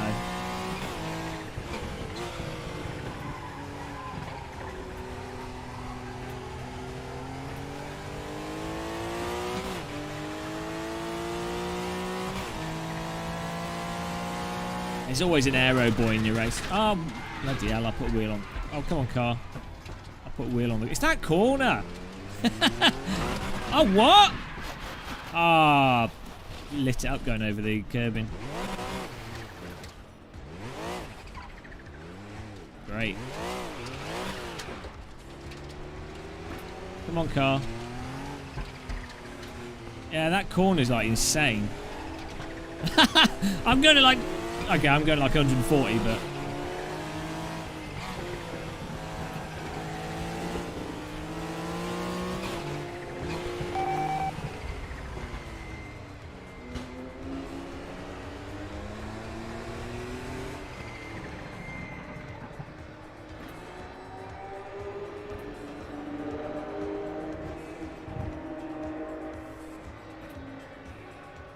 Where's my pit? I don't know what the limit is. Oh, okay. Right.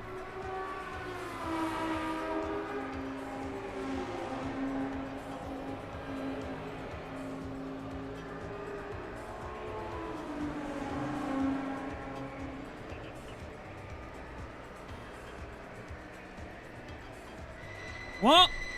It's not letting me... Oh, come on. Oh, what on earth? It wasn't letting me... I wanted to change tyres, but it wouldn't let me.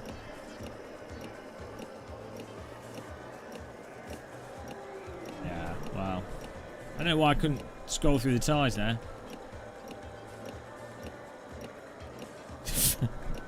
Flawless.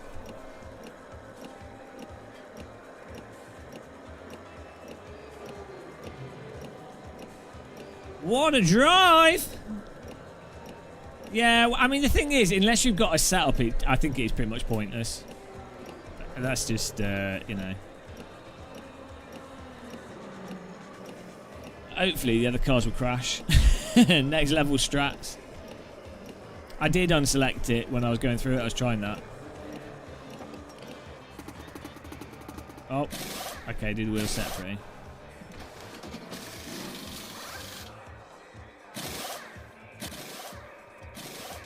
1 minute pit stop. I did unselect them. Hello.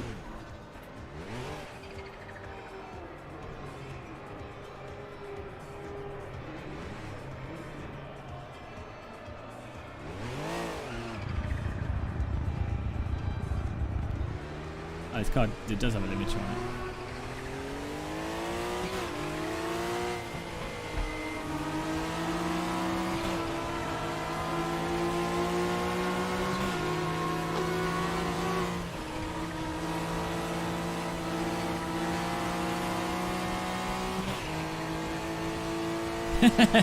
Top notch pit stop that.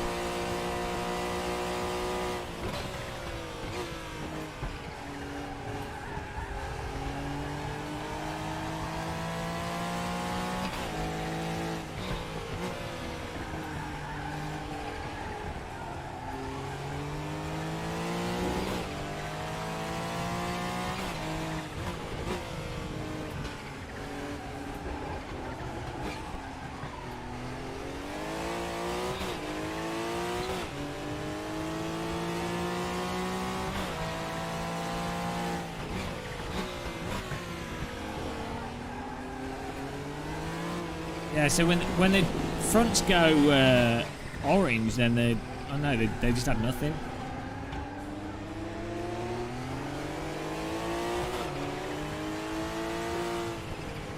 You need.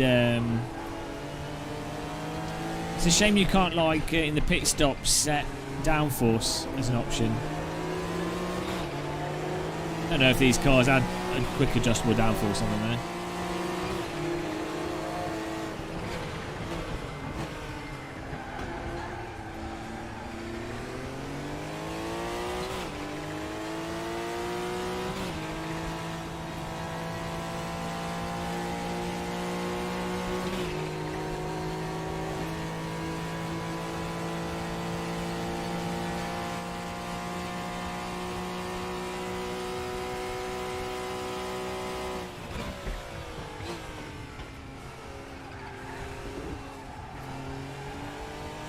I don't think I've got it bound.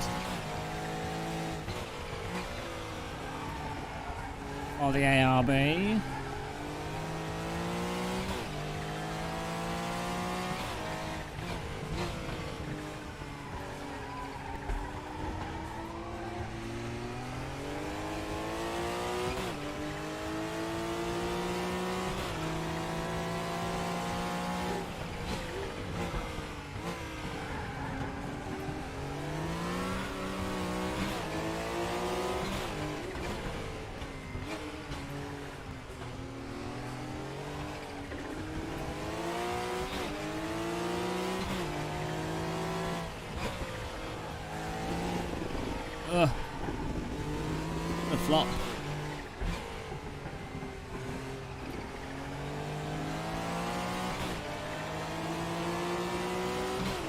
Comes P1.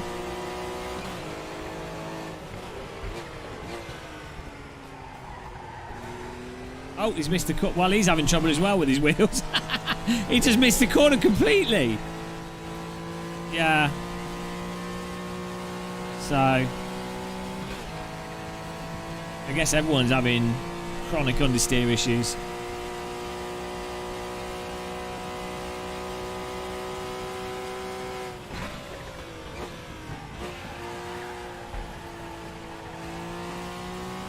The next race we do with this, we'll get a cheeky setup sorted out.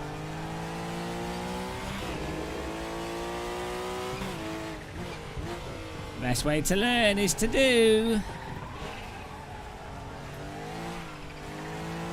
Well, don't do what I do. Turbo learn.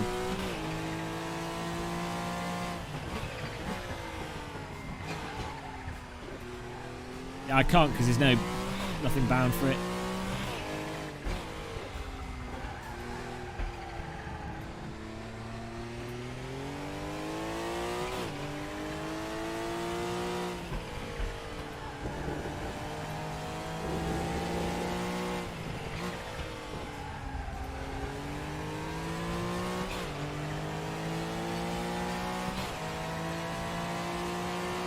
Oh, we've almost passed half an hour. 1 hour to go of pain.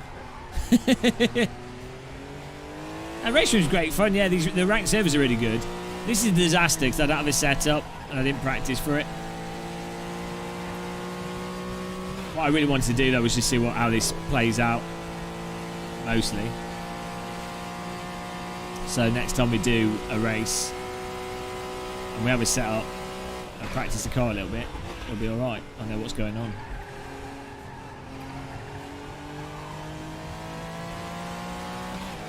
Oh, thanks. Appreciate you if you did get my shirt. Appreciate you just watching, to be honest. It doesn't... well, I'm in 8th place. So it's probably not worth getting. It'll probably make you slower.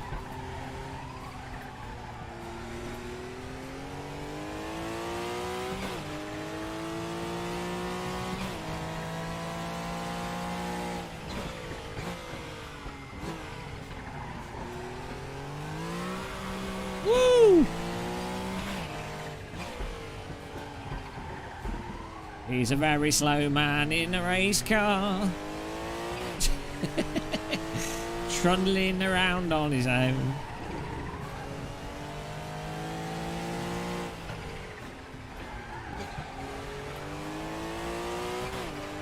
Welcome to Euro Muscle Simulator.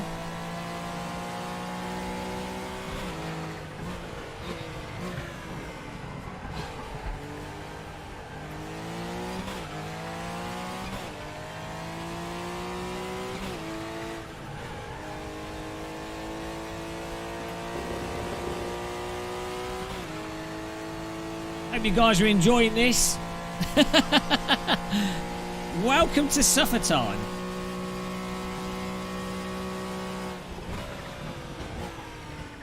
I'm helping build other people's confidence here. Genius.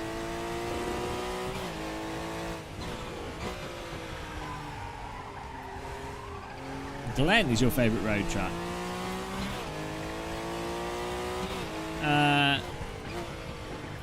The link is under the video normally.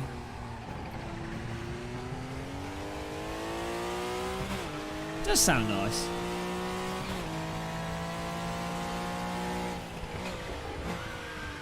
Oh, again this corner. It's the downhill. It's definitely the downhill. Oh, here comes Sir Understeer. Go.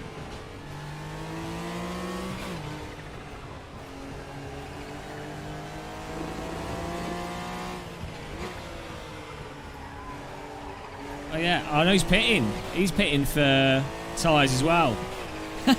So yeah, the tyres were actually... It wasn't just me being an idiot. I mean, it was partly that, but... The tyres definitely go off pretty quick with the mediums.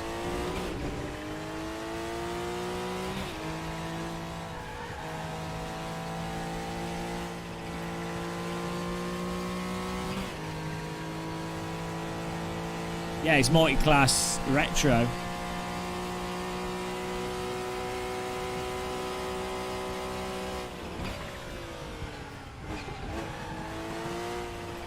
Problem is, the pit stop in this car is like 70 seconds.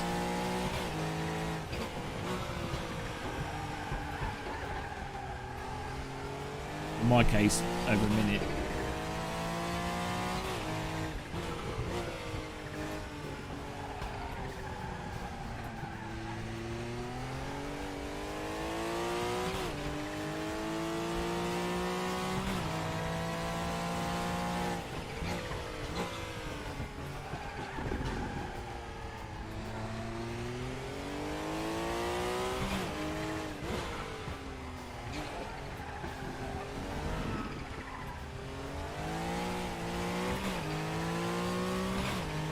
Hang on a minute, am I not last?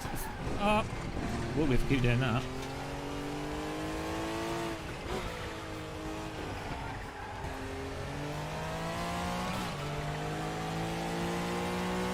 I am last, but 20 seconds. So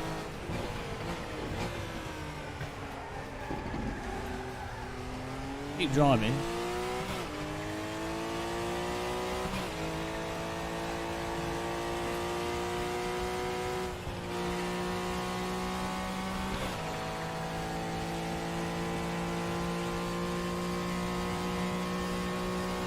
What do you guys think? We're going to finish in last place? Oh, someone's got a drive-through penalty. Ah! Kay Carras has a drive-through penalty. I don't know if that's going to be enough. No, he's like a minute ahead. He's obviously accidentally sped in the pit lane. Hey, Rob, yeah. This is a disaster. Man, I'm going to quit sim racing. Just play flight sims. What a terrible race he's having. What did he do?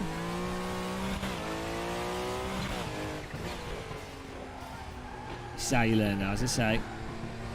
The thing with sim racing is you have to embrace the suffering, become one with the suffering, and the more you suffer, the better it makes everything else.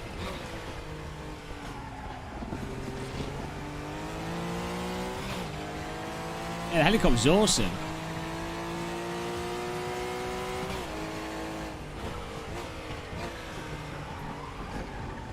I'm sure the gods will allow us to come 7th. There's 55 minutes for that to happen. Don't worry.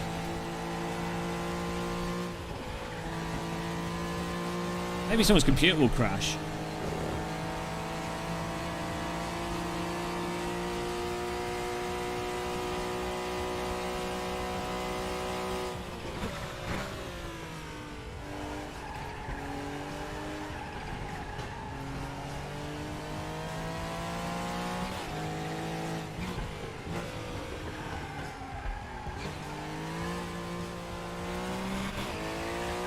It builds character.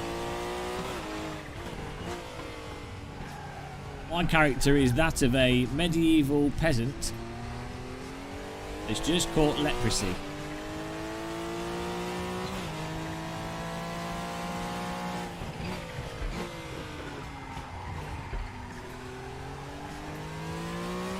Now we'll focus on the positives. I have a reasonable understanding of this 90-minute format now, in terms of what we'll do for the next one, qualifying, and how much time we have, you know, to set things up and everything. And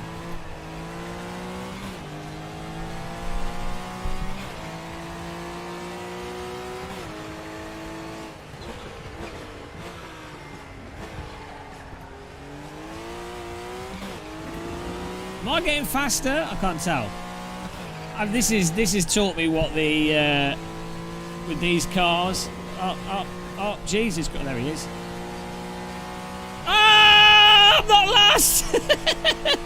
This has taught me with these cars how the tyres, how quickly the tyres go off in this type of car, and the fuel consumption. So, you know, it is pretty miserable, and it's been an epic failure, but it's stuff that will be useful in future races, you know? Yes, 7th! Although he'll probably catch back up with this, but, you know, I'm telling you. You've got to embrace the misery. It's fine. I'll learn to brake for this corner and not understeer off the track. Get in there. Only a weekend night at a hotel, and you're there.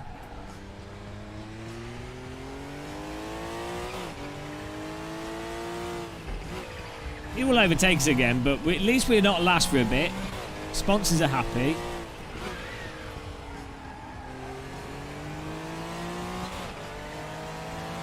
Found where the pit lane is.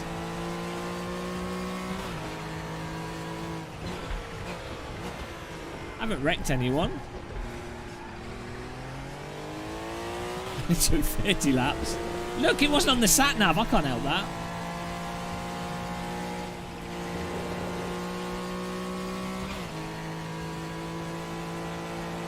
I can show you, Watkins. It is very glenny. Ah, he just crashed! Oh no!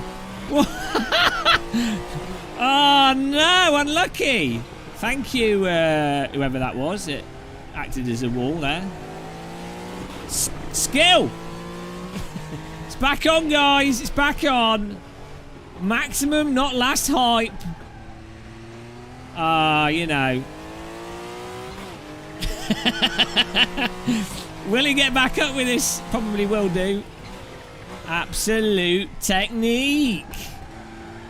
I should have pressed the replay button there. He's probably really annoyed. The race was worth it for that. I don't care what anyone says. That was peak sim racing.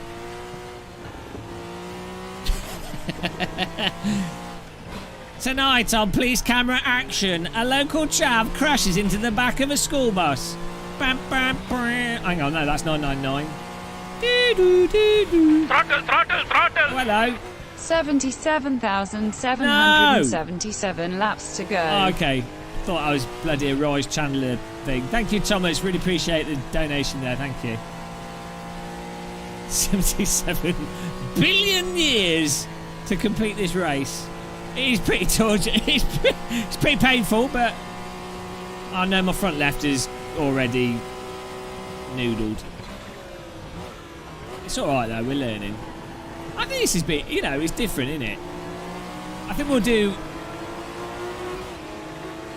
I definitely. While he's doing the nanny right line there. I definitely want to do more longer races on the channel though, but maybe like we can do usually Sim Racing GP or something as well.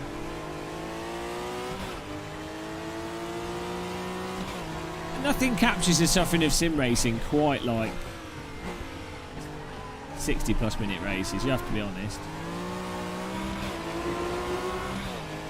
Yeah, I probably should have gone for the other cars because there's more people driving them, but when it's multi-class I like being in the faster car overtaking the slower cars.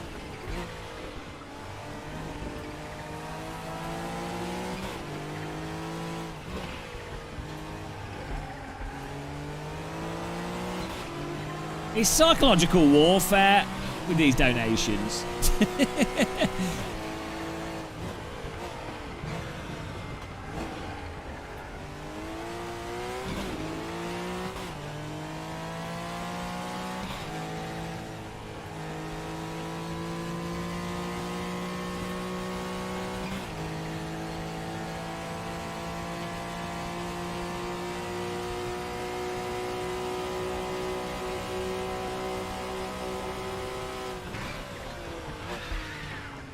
Oh dear. There go both the fronts.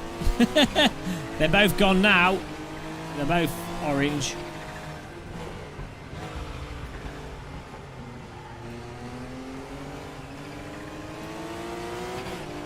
Oh no, here comes the Schultz, or whatever his name is. Can we get him to crash into that car? One can only hope. Surely he should have damage from that though. I think the damage is quite forgiving on this, which is probably a good thing all round, but it means I can't take advantage of other people getting wrecked to the same extent.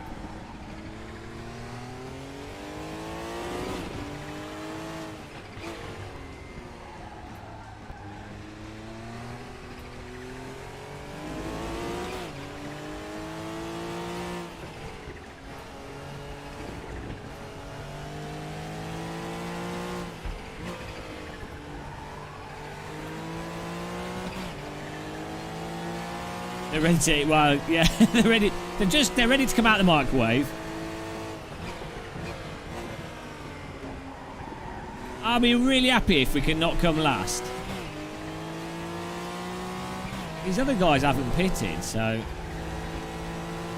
don't know how they're driving.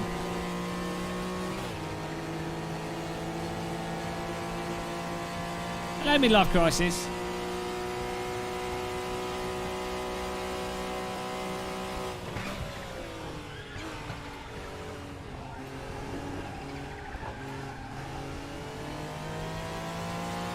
Maybe he does have damage because he's not catching us that quick. Red is stale. You just need extra beer with red tyres. Helps them go down. Talking about beer, I can't have my beer because I haven't got a bottle opener. This is a total disaster. I wanted to have a nice drink whilst we're doing this.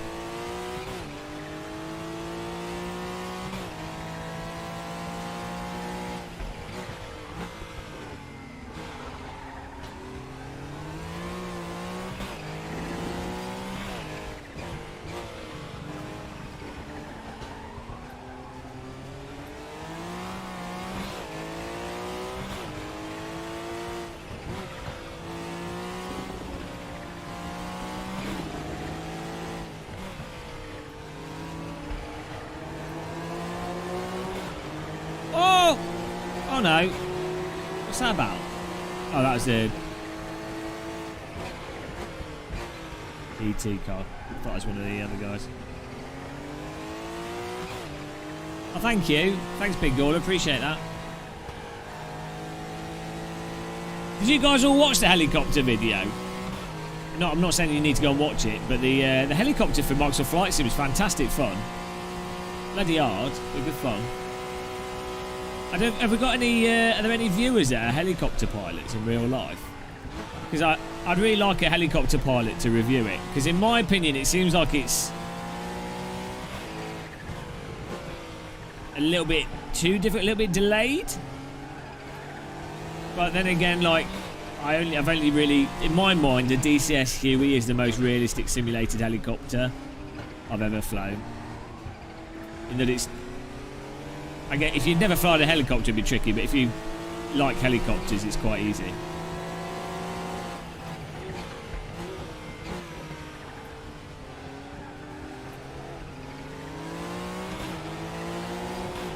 I'm not sure why I've got a blue flag. It's a fun challenge, regardless of realism. Yeah, I mean, I don't know. I think I have a suspicion that aspects of it are realistic and aspects aren't, because typically vehicles are relatively intuitive, even if they're hard. But outside of that, it's a fun challenge anyway. So, and it's really, the graphics in Microsoft Flight Sim are really nice, the grass and stuff. Oh yeah, well, you know, my 3D wife, she actually enjoyed it. That was alright.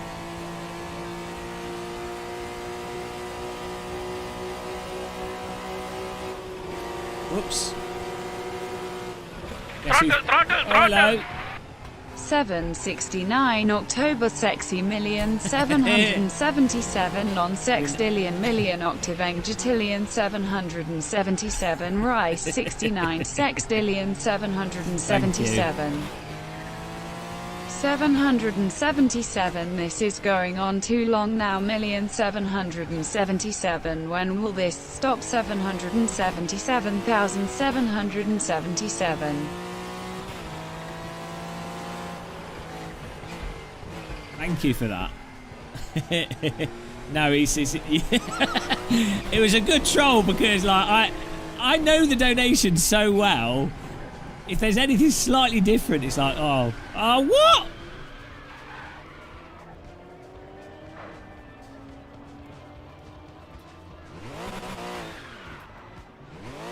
Oh, come on. Sorry. I don't know why he tried to go through the right, but fair enough.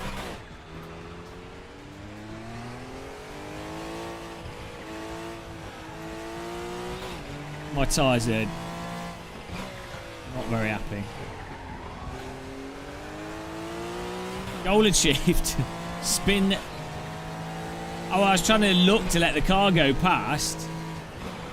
So I stopped and then I saw him. I was like, oh, he'll obviously go around the left. But apparently not. But he got through. It was alright.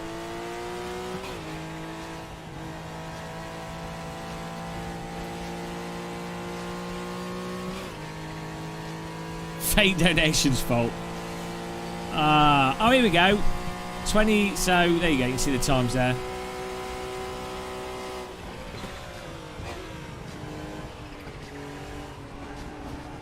One's behind us here, I think.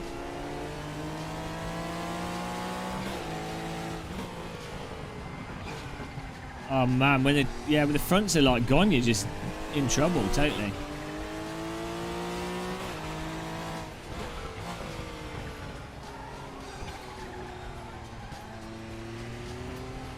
Try and let him go past. I don't want to wreck his race. No.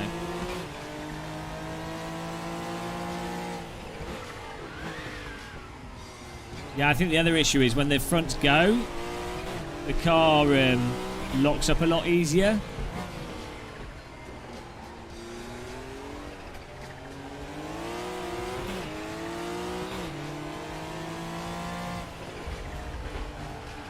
I think more front downforce as well would have been good, and just anything. Basically, it's anything to get around the tyres.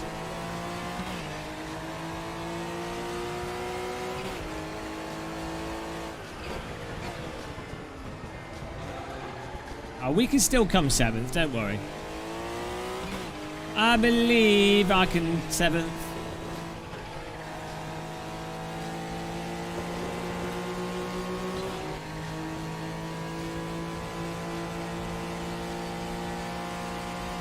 Yeah, they've all just pitted.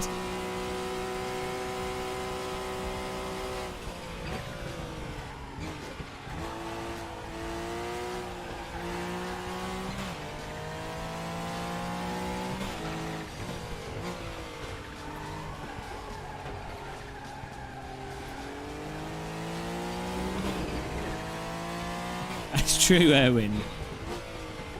It's very true. Fortunately, it's not.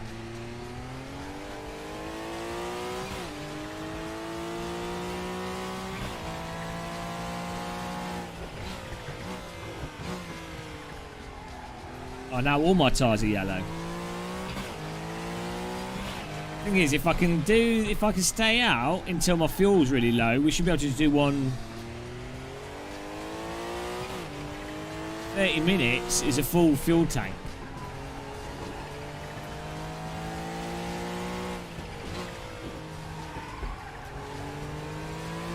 Problem is they're hard tyres, it won't let me select them.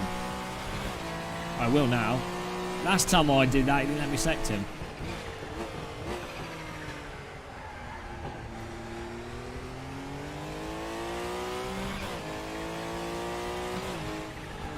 Maybe once you're already in the pit, it's too late because the team can't get the tyres out or something.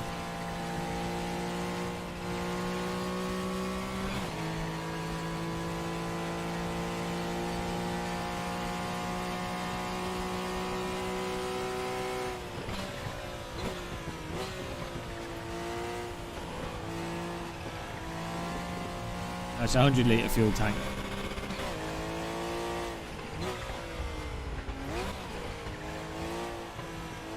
This is the most twiddly way of doing things.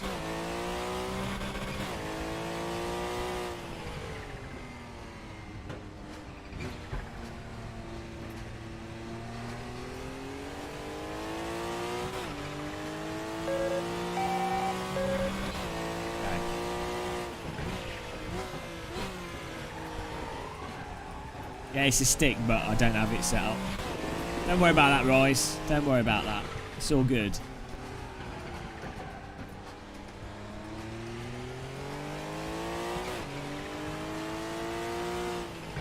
I hope the next 90-minute race is in something a bit more... I don't know. Well, maybe not mixed class. Although, I don't know. For the next, we'll practice for the next one. We'll actually practice for the next one.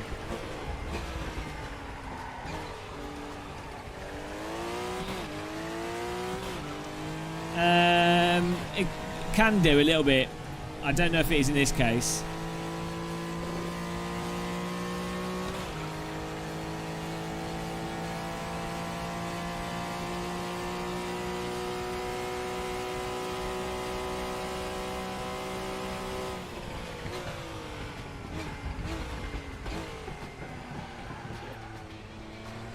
Oops.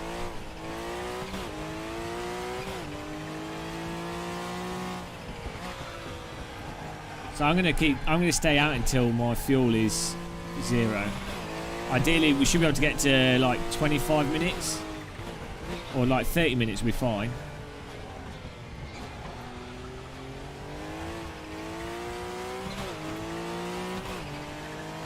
I don't know what he said in race chat. This has definitely been a learning experience.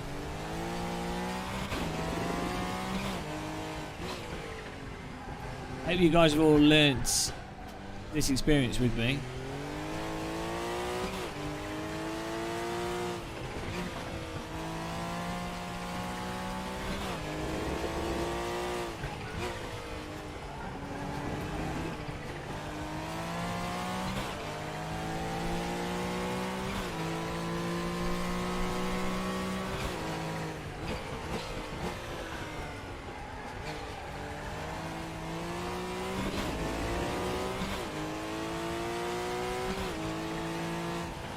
Oh my god. We're on red. The front left is overheated. It's gone. It's not fresh anymore, guys. Take it out of the oven. Can the tyres burst in this?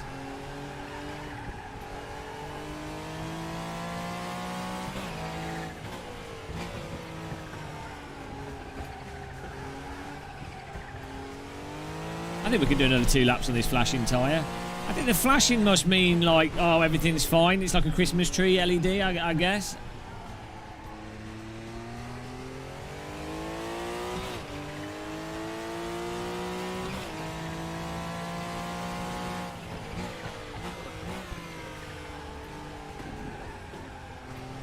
It's pretty low. I mean, it's orange. It's not red. Only one of them's orange, so as long as we're not turning right, bloody hell, and we don't do that, we're okay. We're about to find out. Yeah, I'm going to do one more lap.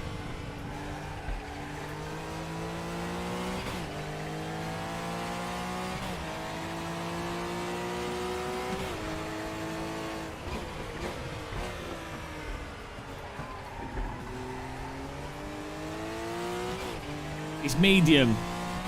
You know, well, mate, it's a bit well done. It's only the front left. The rest of them are just medium.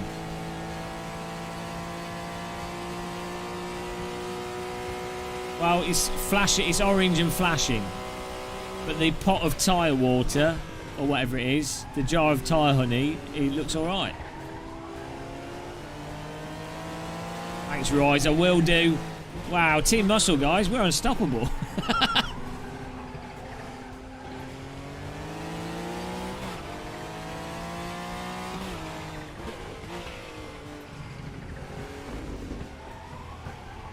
Yep, we can't turn right.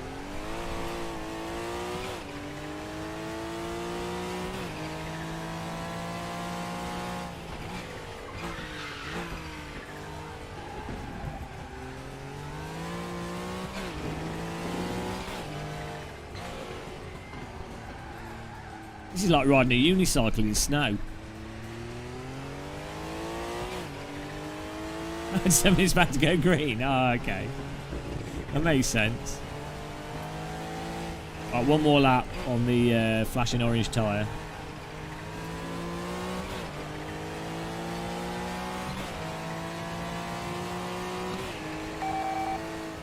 Okay, we can do that. We can do that later. Don't need that on the screen for the whole lap.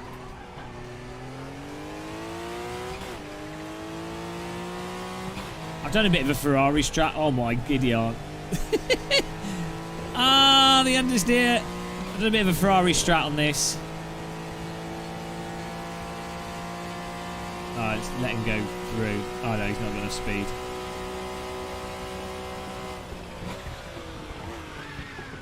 There we go.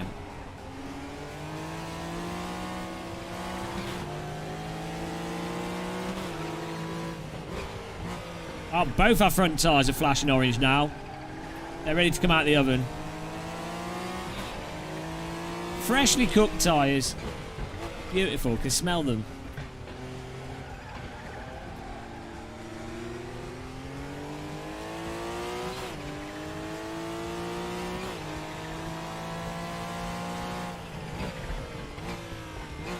I probably don't need a full tank of fuel, but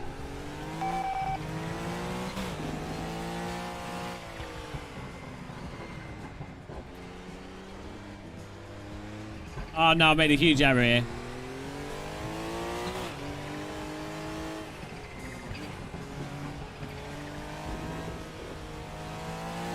Well, this has cost us a bit of time. Who suggested that? There we go.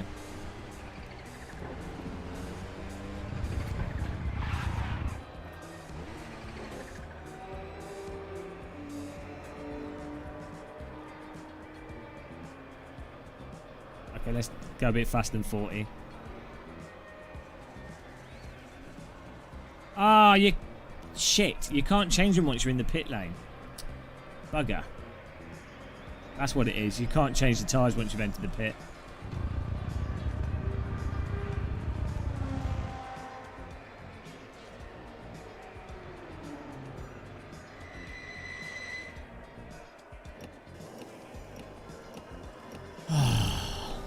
Yeah, sometimes you can go over the pit limiter there.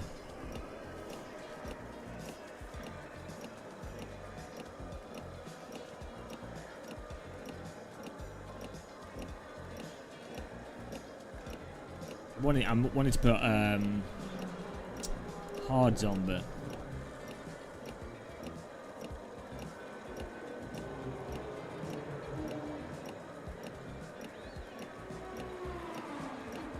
we've got P. Solzy in the pits with us.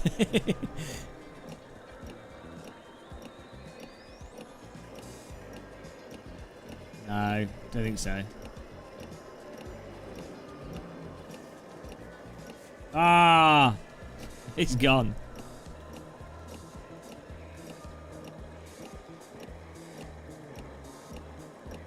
World's slowest pit crew, this.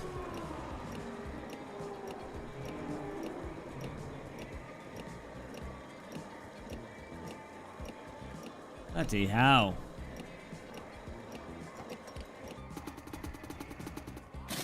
Okay.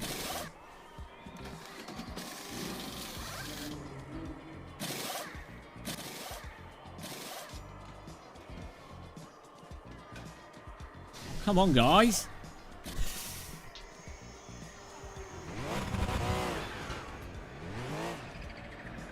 Only 37 seconds behind. It's fine.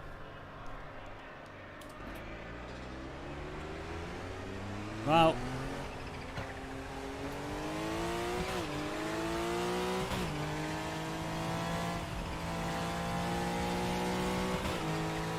Go.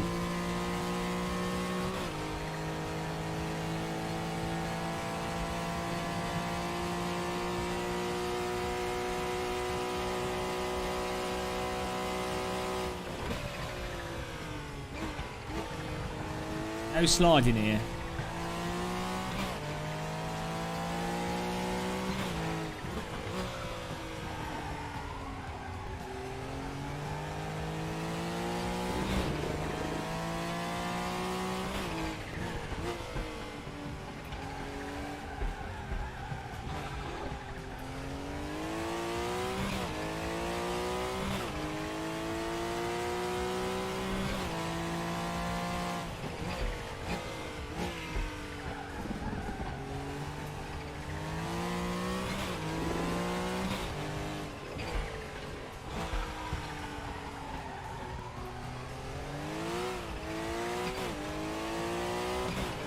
43-second gap. Is it possible to close? I don't think so. We'll give it a good effort though.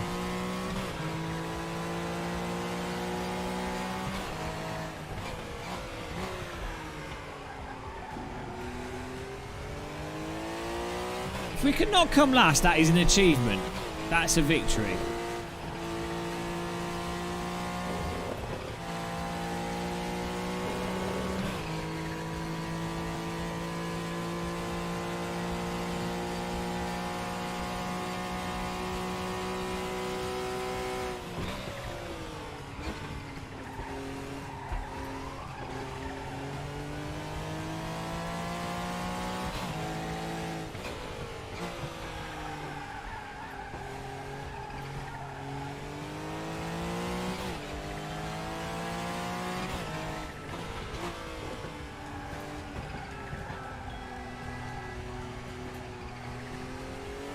It's multi-class. There's only 8 cars in this class, and I'm representing Tail End Charlie. Well, it's an achievement considering that we have no setup, no practice. We just jumped in, and I almost missed the start of the race because I was in the toilet.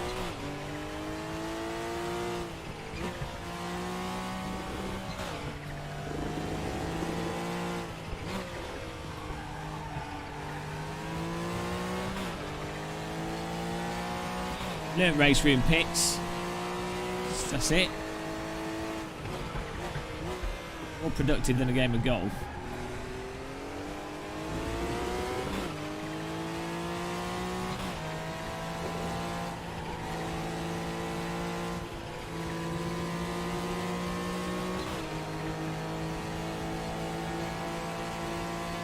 No, there's quite a few people playing on the ranked servers.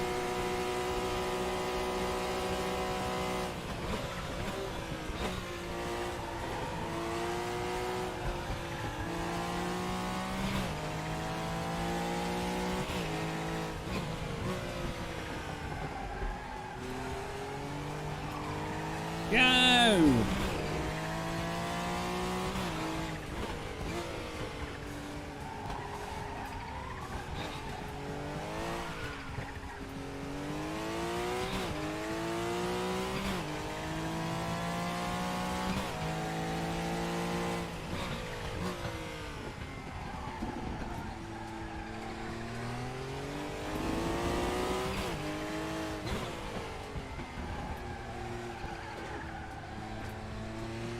Hello, Alex.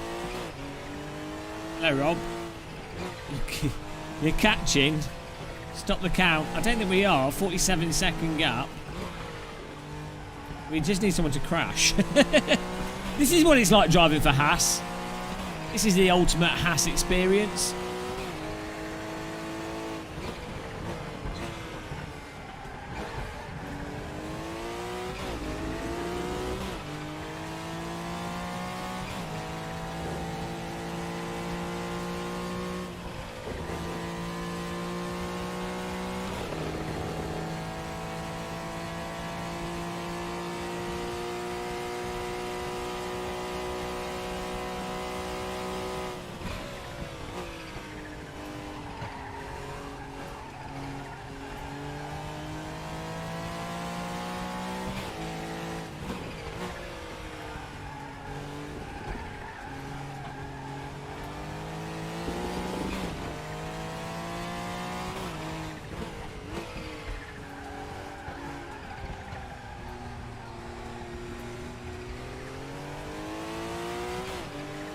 Miracles happen.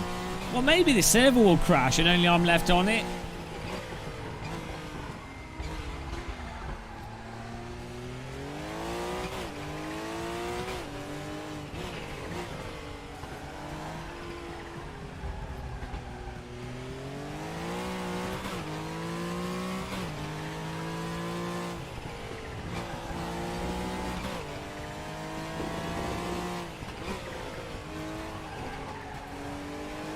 Game of marzipan. Oh dear. My dad's not rich enough.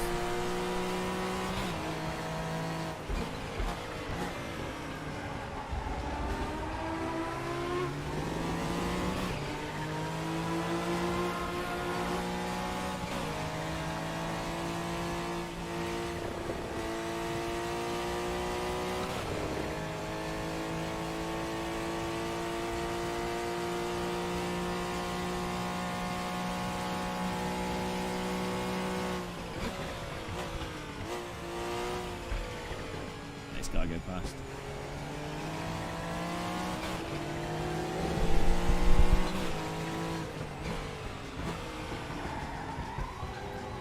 Nice looking car.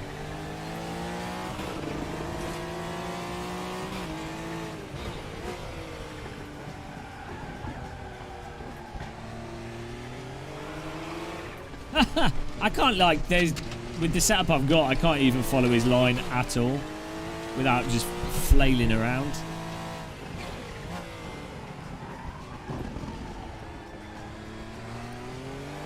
I think I needed more downforce.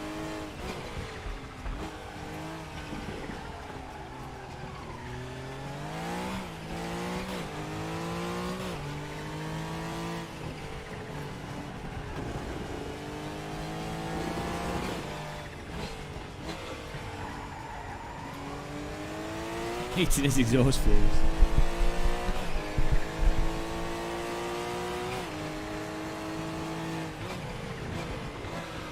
Yeah, the sounds are really good in RaceRoom.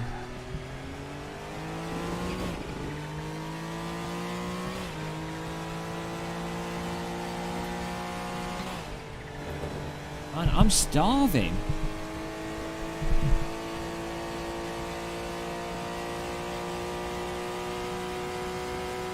Normally I find this type of car easier.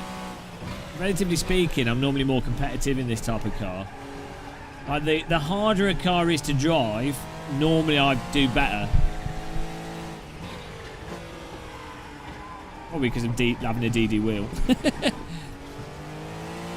I'm normally pretty good at car control. I'm just bad at learning tracks.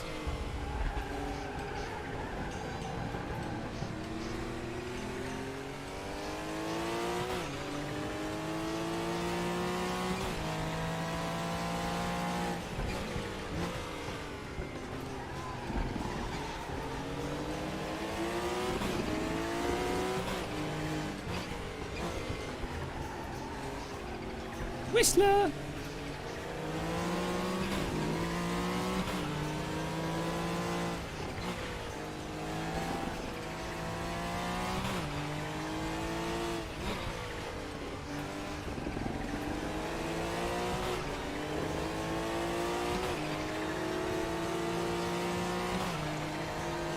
Azaris, no, I race on iRacing quite a bit.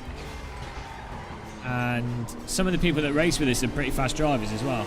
Not all of them, but some of them aren't terrible.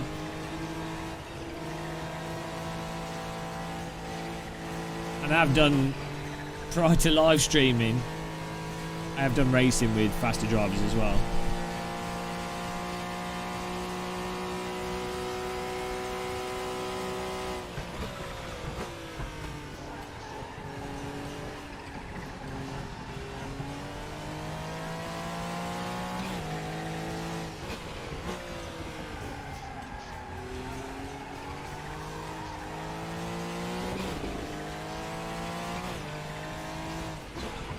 I like American tracks. I think they're normally pretty good.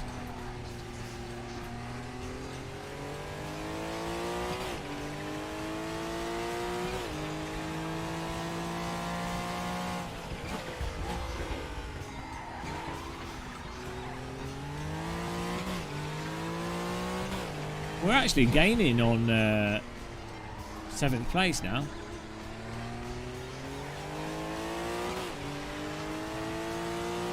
Maybe he had a spin.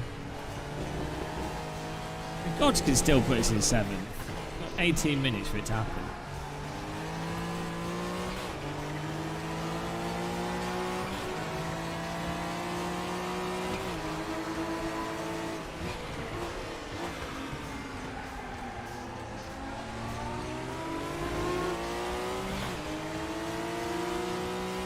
That was nice of him.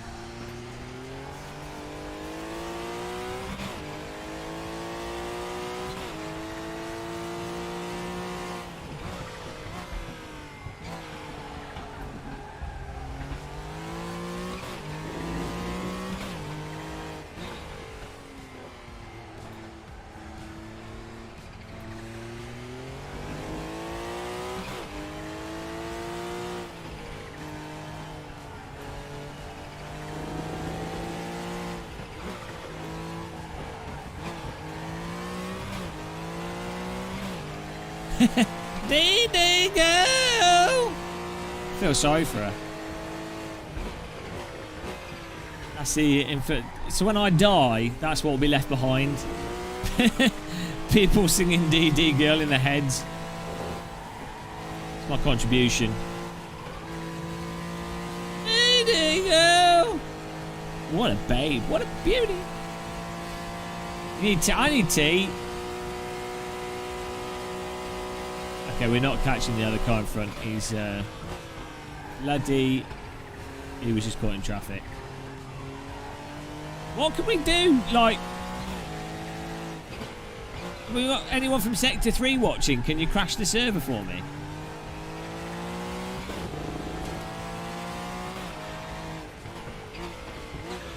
This has been an emotional journey. This has been like a flight simulator stream, but instead of going from A to B, we've just been going around from A to A.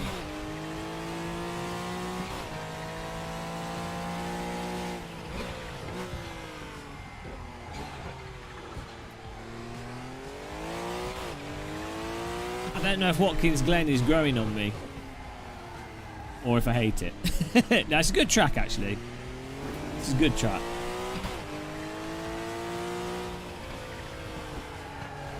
I think the chicane on the straight makes it a little bit more interesting, because it's such a hard corner to nail.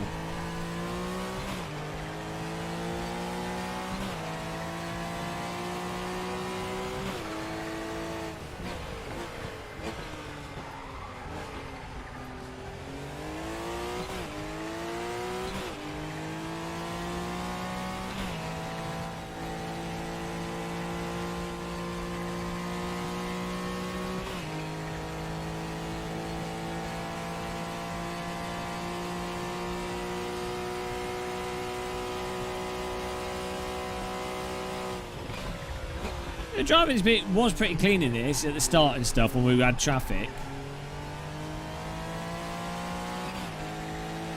Like, the concept of this is that you get your ranking up and then you can join the gold, silver and bronze mega race. And if you wanted to do a longer race, you know.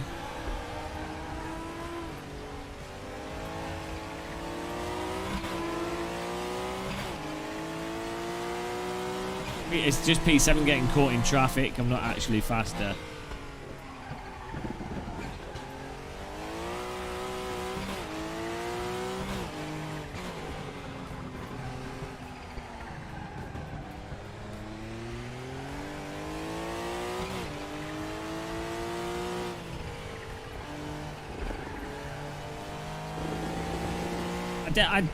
I do think this has the multi-class problem where you basically... I think you need like 50 cars on a track for multi-class to make sense. Otherwise, multi-class. Otherwise, there's just not enough cars for you to have a... Because basically, you've got a 20... For a longer race, you really need like 25 cars, absolute minimum, for a longer race to make sure that there's going to be a good chance that you're always racing someone regardless of what happens. And so for like a mixed class race, you know, you need to make sure each class has at least 20 cars in it. So for like this, you really need like 40, minimum 40 slots and 20 of them of each class. Or maybe what would be more realistic is if you had like 35, 40 slots, but 15 were the top class and...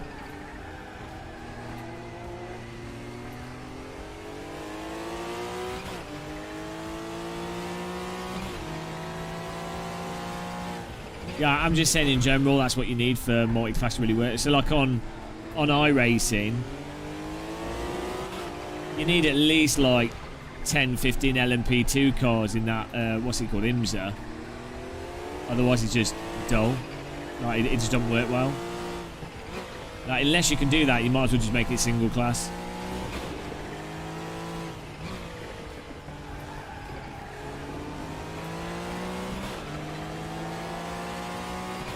I don't know.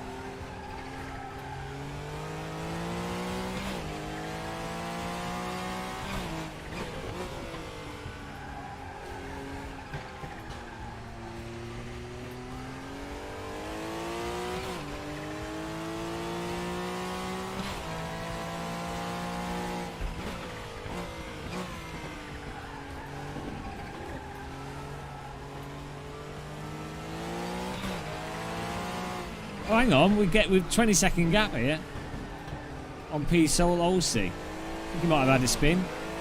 15. Woo! Woohoo! Is he pitted?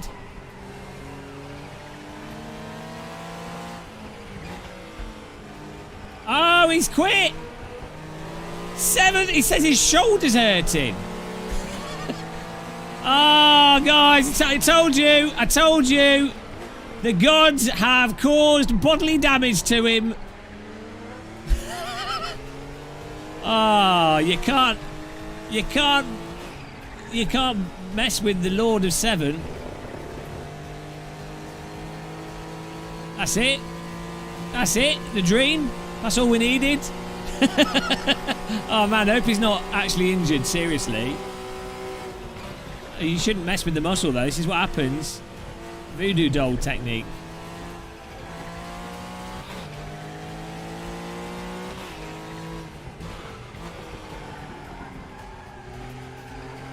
Oh well, this is a dream. If we finish in 7th, that's the dream.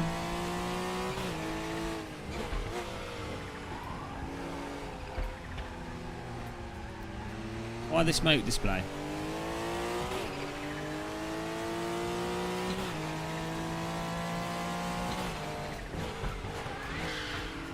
Okay, the wheels are falling off now.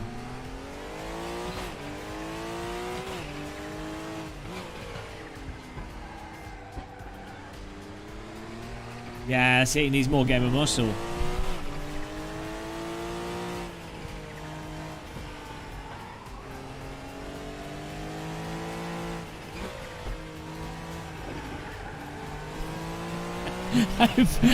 That's the good thing with 90-minute races. It increases the probability that the other drivers are going to die of old age. It's a young man's game. It's like that episode of Star Trek The Next Generation with Data, where he can win against the pro by just making the game last longer.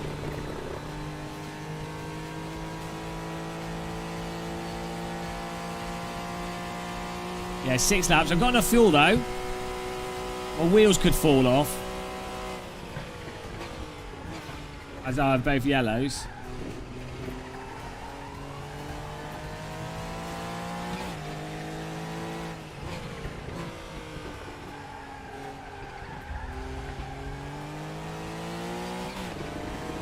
I did say, like, not last though was the only criteria. My team's goal for this race, it doesn't matter how we get it.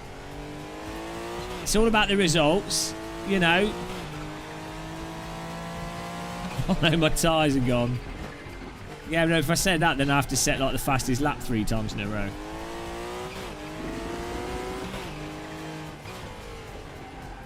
This has been a fantastic use of 90 minutes. I think you guys have... I'm pretty sure you guys have all been at the edge of your seat. You know, if this isn't a precursor to endurance racing, we can only go up from here. This has been a great success.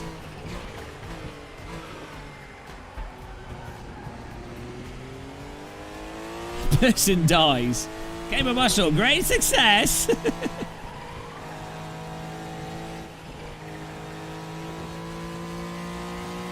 been enthralling.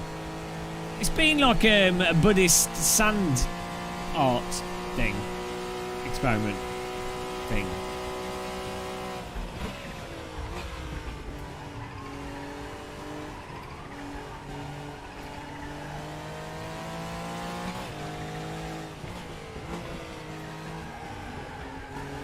I don't know. I might be playing Flight Sim soon. Everyone's desperate for AC streams. We need to do some proper races on AC.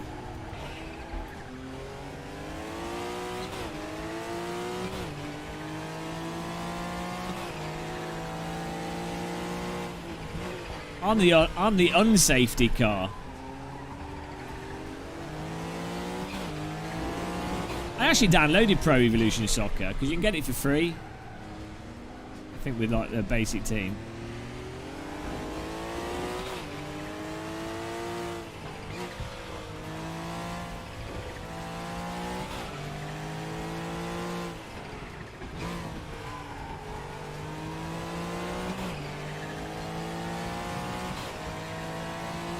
I don't really enjoy ACC. It's got really boring physics and force feedback.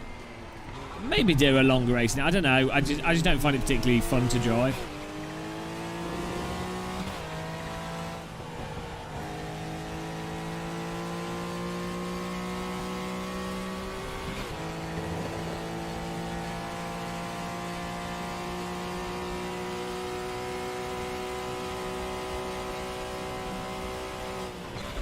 Oh, what a trundle.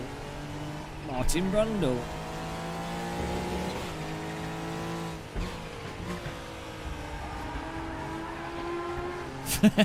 Fly to Bermuda Islands. That's a good plan.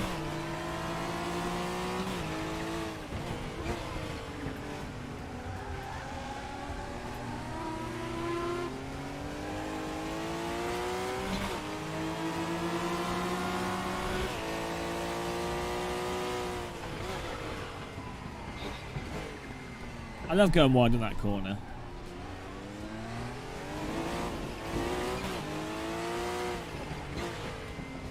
This guy go past.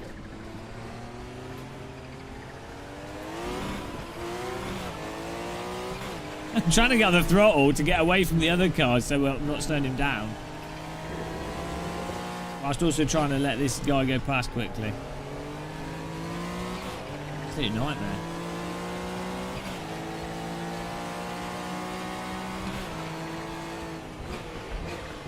Four minutes to go.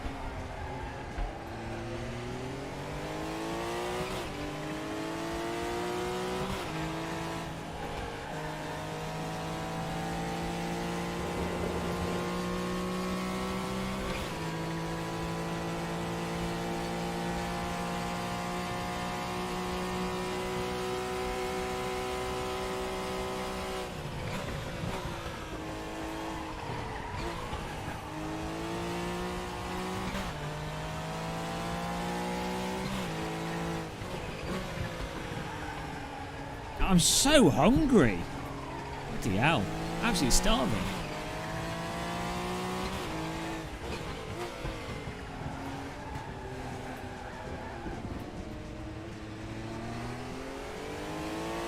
Watkins Glen. The track name.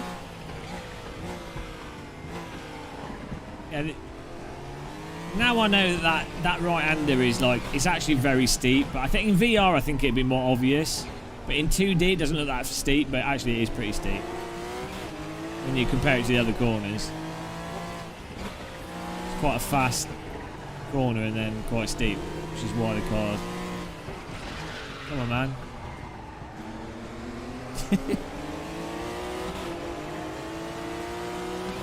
Donna's back. No, Donna, I'm having a Donna break at the moment. I had a nice stir fry for dinner today. It's pretty good. Okay, all my wheels are flashing. No, 3 of my wheels are flashing, but they're flashing yellow. That's all right.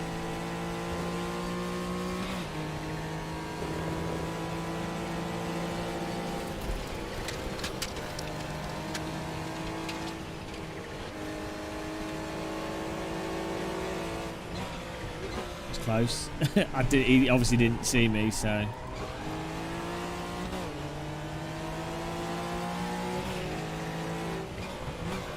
Fortunately, the grass in this isn't absurd like iRacing.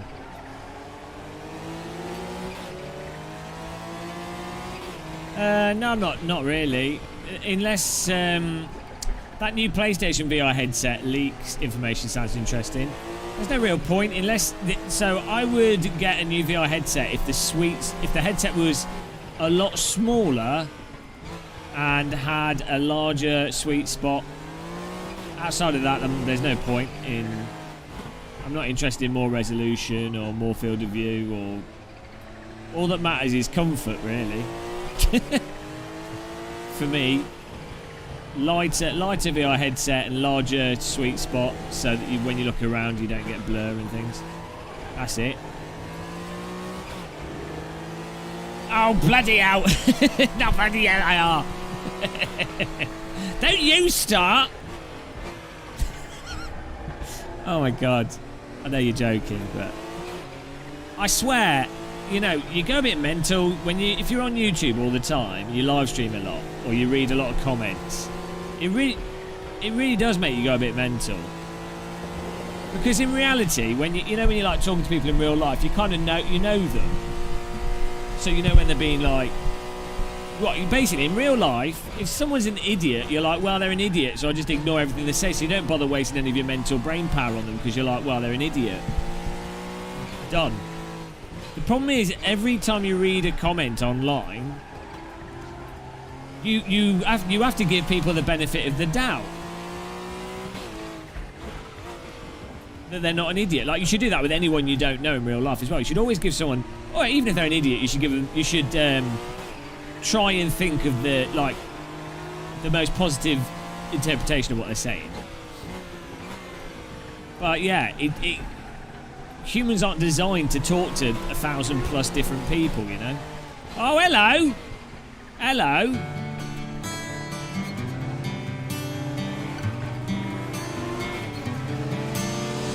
DD girl with the DD wheel. What a babe, what a beauty, what a sexy lady. It's a DD girl with a DD wheel.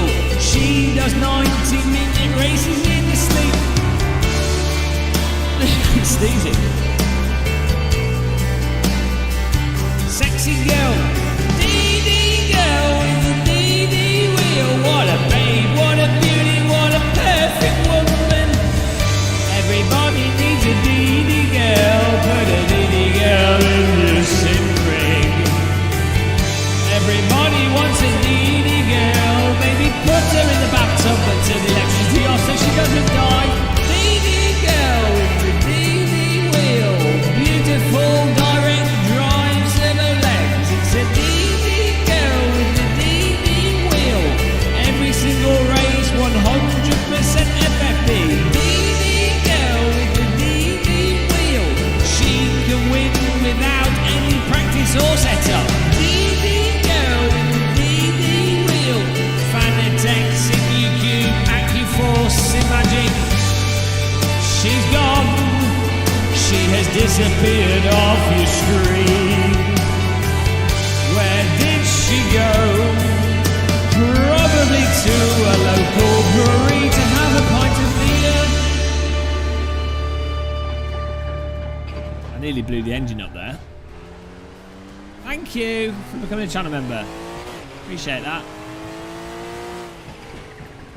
Last lap. Here we go. Beautiful 7th place. What a result.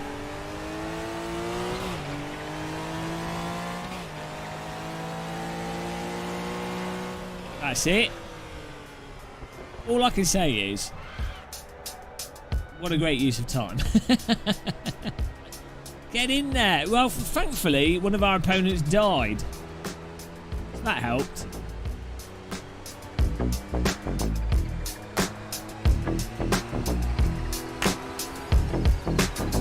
Game of muscle might drive slow, very, very slow, don't you know? But when it comes to the race, he has some pace, mostly because his competitors have died. Died of old age, died of boredom, died because their shoulders have fallen off, died of everything under the sun.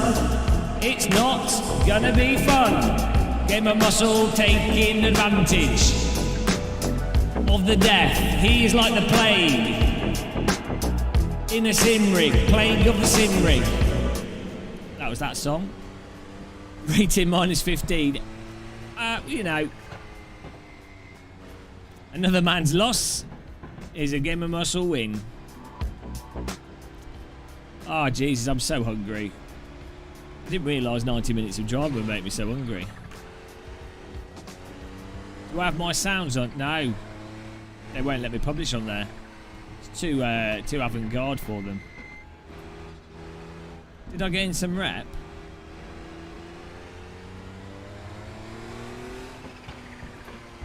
I can review your soundtrack on my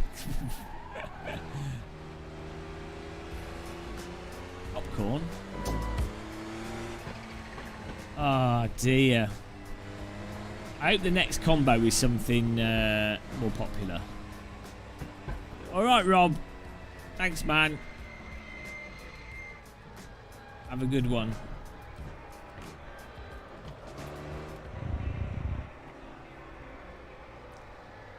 Oh, no.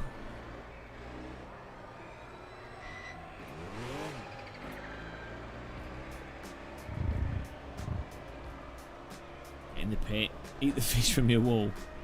They're a bit dry.